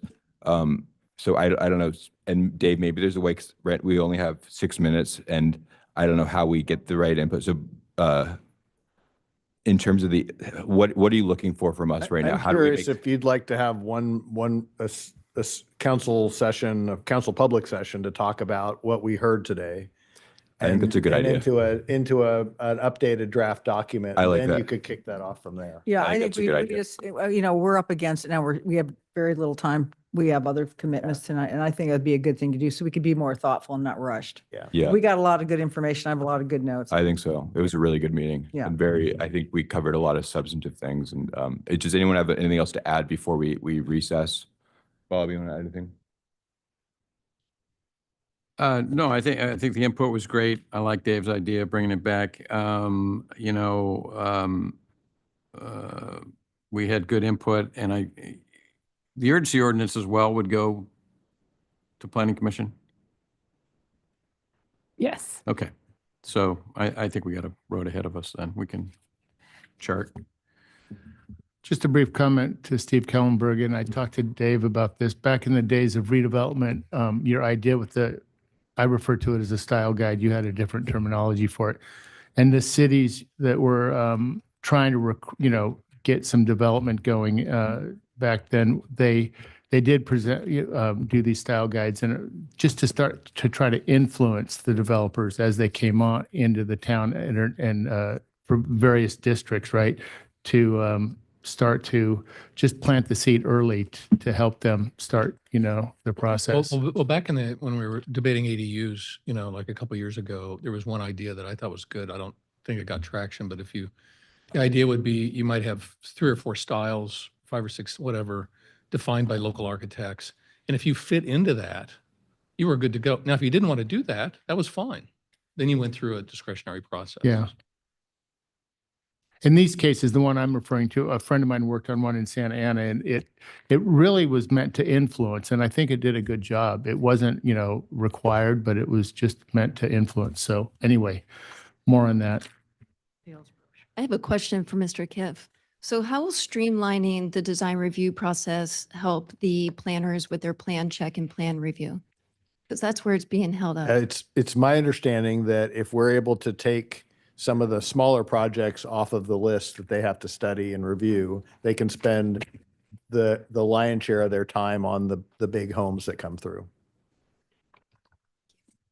If you could lose a third of them, What's that? if you could lose a Yeah, third of them, exactly. that would solve everything. Exactly. That I don't know if it solved everything, but it'd be a great head start. Yeah. Okay. Thanks, everyone. I think this was a really productive meeting, and appreciate everyone's time. And we'll adjourn this special meeting to our next regularly scheduled meeting, which I think is in March 25th. So thanks, everyone. Thank you very much.